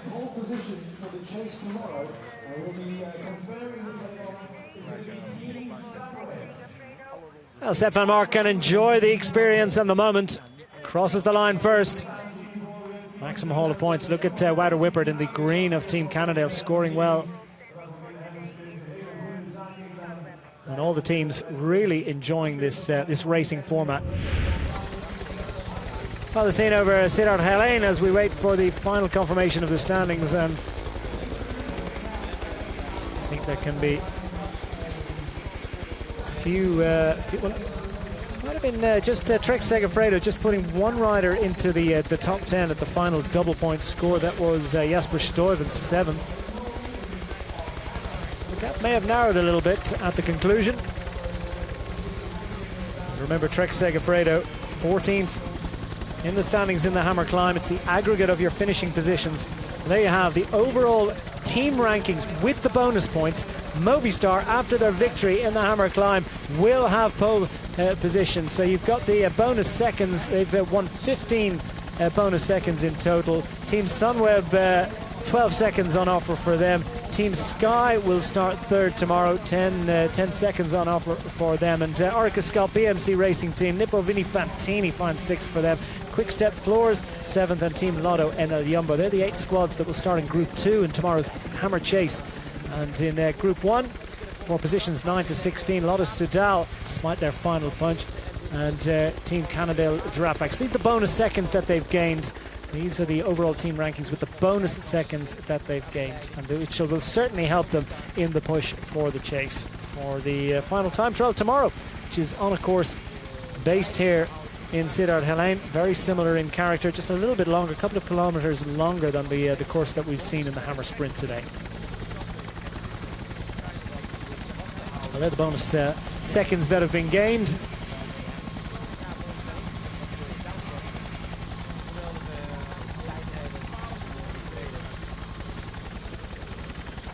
Wow, what a day of racing we've had. It's been absolutely non-stop action, and I think this format is certainly a winning one. Final sprint for glory going the way of Sepp van Mark. Well, they were out front for well over a lap and a half, and Sepp van Mark in the green of Team Cannondale Drapac and Marco Canola in the orange of Nippo Vinifantini shared the sprints between them. It was the double points that went to Sepp van Mark, so a very worthwhile and useful haul by that big tall engine from Belgium. And Sepp van Mark and Team Cannondale Drapac, much to celebrate.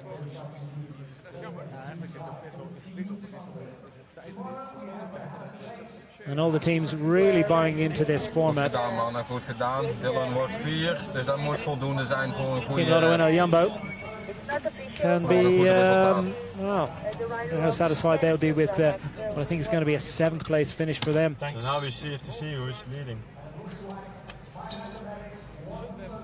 No one again. Frustration for Surface Canavan and also indeed Team Sunweb and Tom Steels, I think, necessarily going to be that happy. 9th place finish in the Hammer Sprint.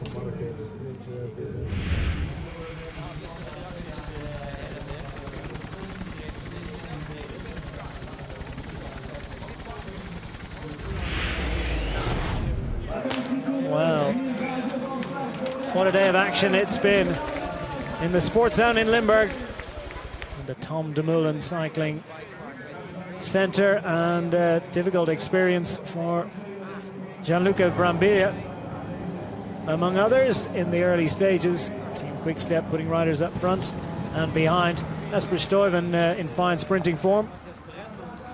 For Trek Segafredo, starting as they mean to go on. And the early sprint going the way of Trek Segafredo and setting out the stall for how it would be played. Raymond Sinkeldam scored good points and found himself on the deck immediately afterwards alongside Caleb Ewan, who unfortunately had to retire. The Orica rider. The on-bike camera giving us the cut and thrust of top-class sprinting action. Elia Viviani getting up to pinch some points. Some consistent scoring from Team Sky throughout the afternoon, and indeed too from Nippo Vinifantini. That solo, duo raid, and Sepp van Mark encouraging Canolo to try and stay clear to the line, as indeed they did. Van Mark taking the final points. Nippo Vinifantini and Lotto Soudal, but it was Trek Segafredo that would be the top point scorers at the conclusion of the Hammer Sprint from Lotto Soudal and Cannondale Drapac.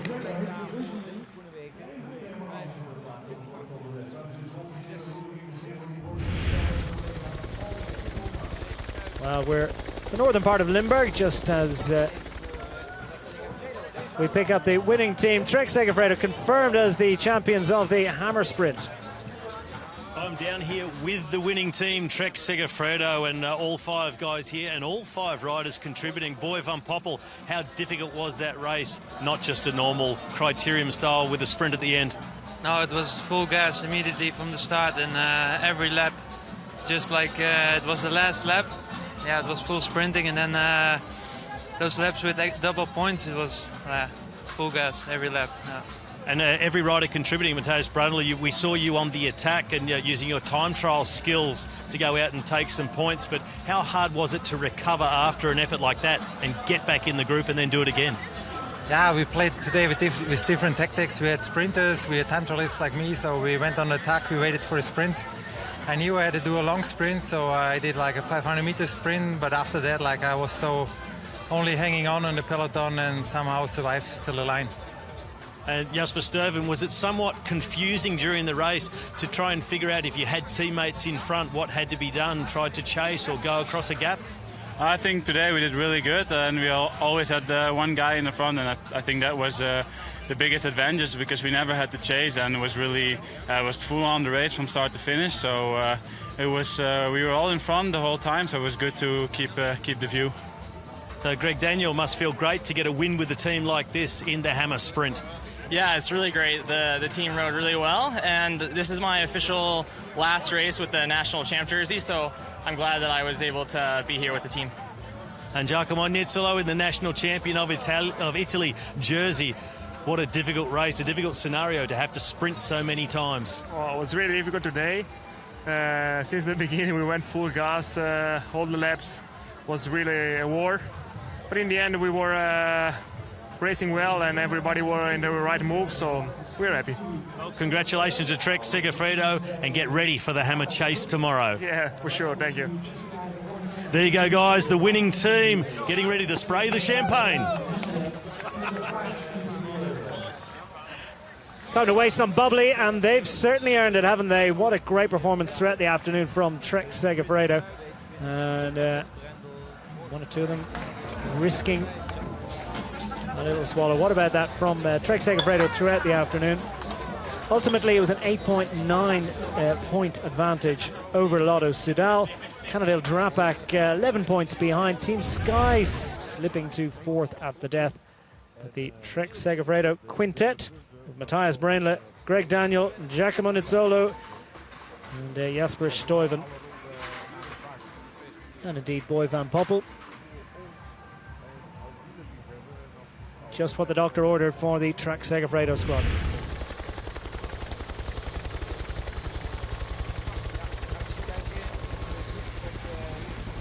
So what's that done to the overall rankings? Certainly Trek Segafredo will have moved up. Lotto Soudal will have gained significantly. And Cannondale Drapac as well.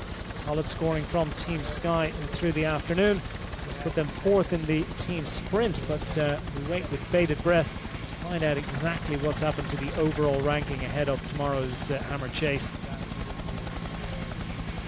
Team Sunweb 5th on the point standings today. Nippo Vini Fantini 6th for the 2nd afternoon in succession. Team Lotto Enel Jumbo 7th in the Hammer Sprint. Bahrain Merida, Quick Step Floors.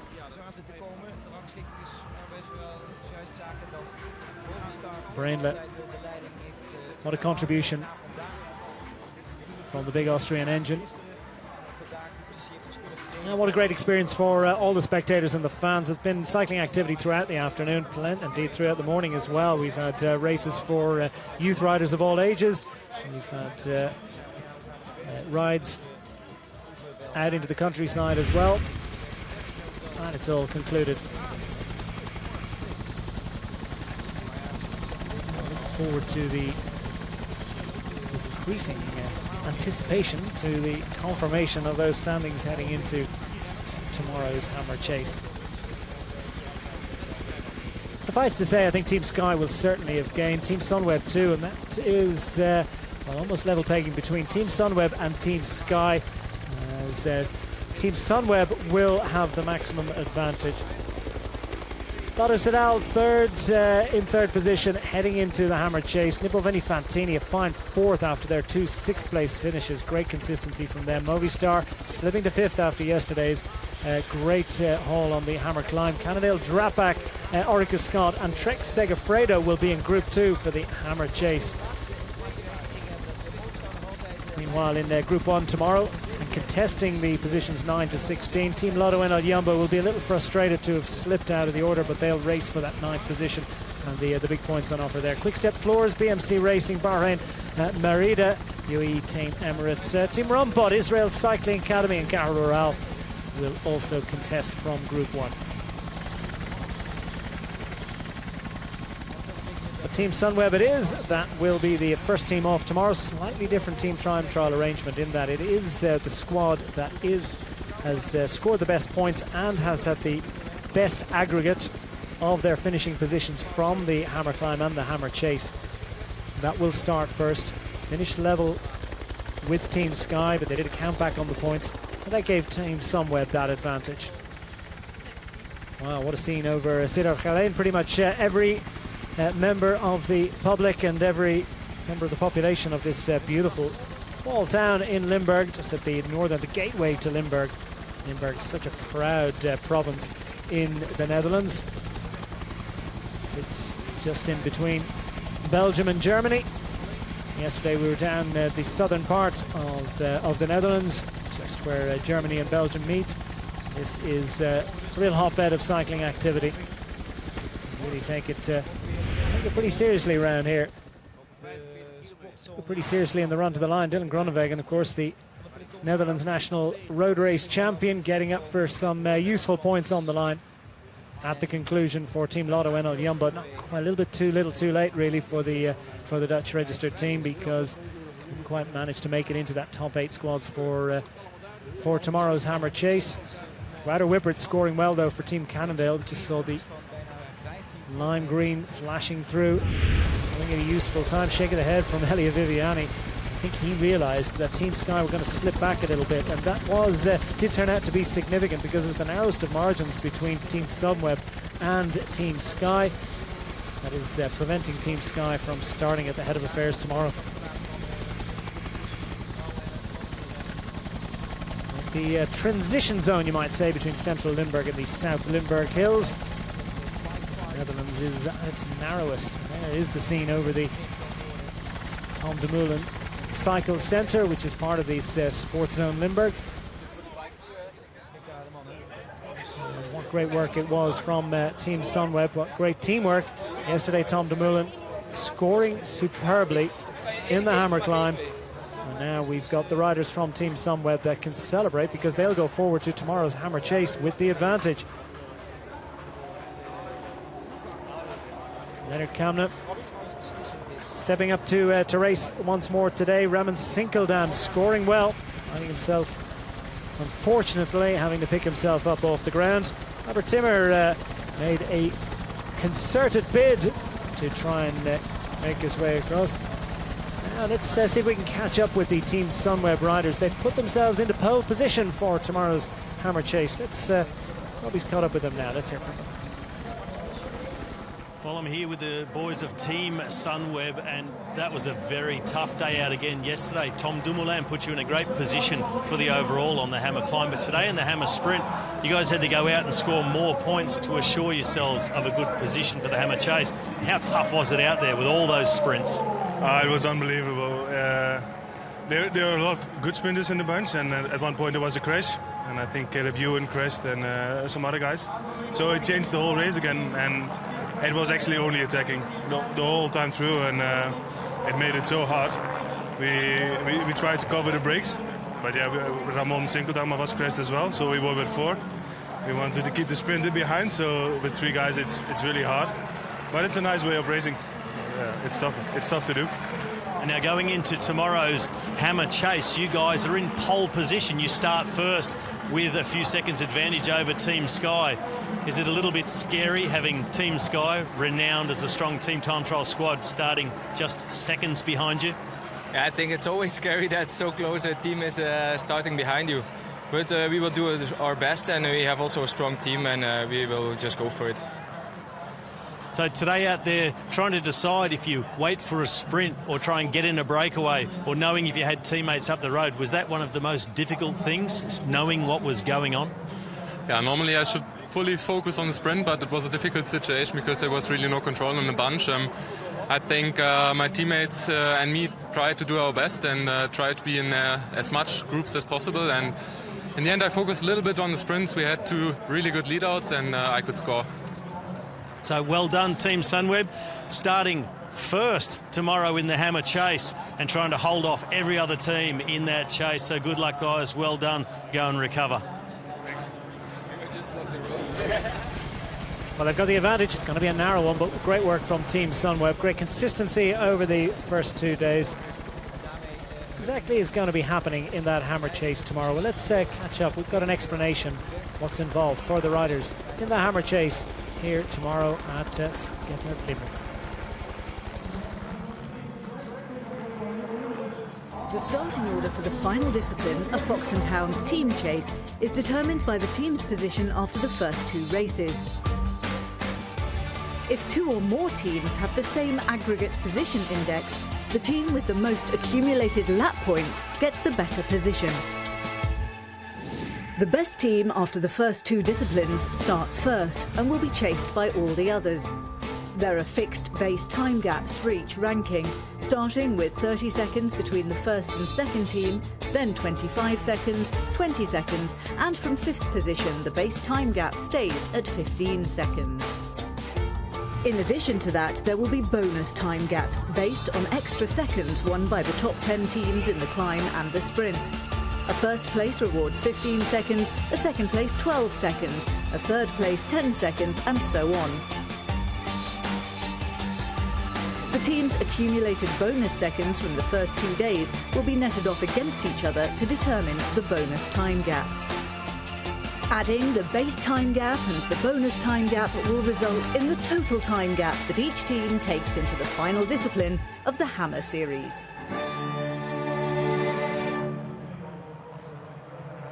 Well, what an extraordinary afternoon of racing action that we have had, and the teams have to do it all again tomorrow, Robbie, and that was pretty hectic. They must have been, I think, a little bit tired, exhausted, emotionally drained after that one. A lot of exhausted faces and a lot of tired legs and a lot of strained brains as well, because a lot of the guys were out there trying to figure out what they need to do tactically. They said it was extremely difficult, but the Sunweb team, they're very pleased to be starting as first team with a start gap of 30 seconds over Team Sky.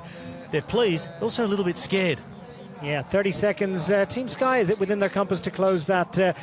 Remember that Lotto Soudal will be 59 seconds behind the leaders heading into it. Nippo Fantini, well, they're 79 seconds to make up, but starting in a fourth place that they mightn't have expected heading into this one. Movistar have slipped to fifth. They've got great time trial legs there in there. Cannondale Drapac as well will expect to move up from sixth. Orica Scott and Trek Segafredo. Those are the gaps between them. In seconds, 2 minutes almost to make up for Trek Segafredo. At position 9 to 16, Team Lotto NL Jumbo will have the lead. They'll be first team off the ramp and into action ahead of Quick Step Floors, but just over half a minute back. BMC Racing Team, Bahrain Merida, UE Team Emirates, Team Rompod, Israel Cycling Academy and Car Rural, who've had a difficult couple of days. They'll be the final team to leave in Group 1. Well, Declan, you can see that Quick Step and BMC, the big losers after today, not making it into the top 8 ride-off. It'll be really exciting to see that type of racing tomorrow, the big chase. Well, what a great day's racing action. We've had 2 fantastic races. The Hammer Series heads into the Hammer Chase. From myself and Robbie, it's goodbye for now. We'll be back tomorrow.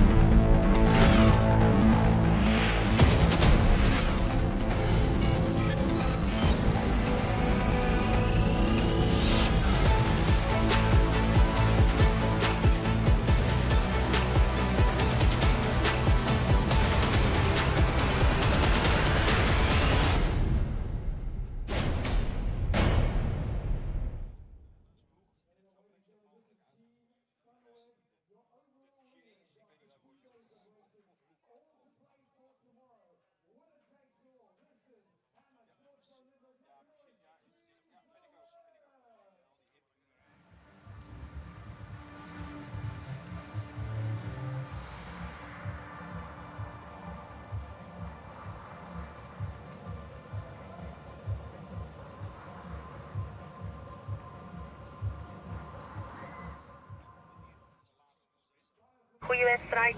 Come on, let's have a good day today.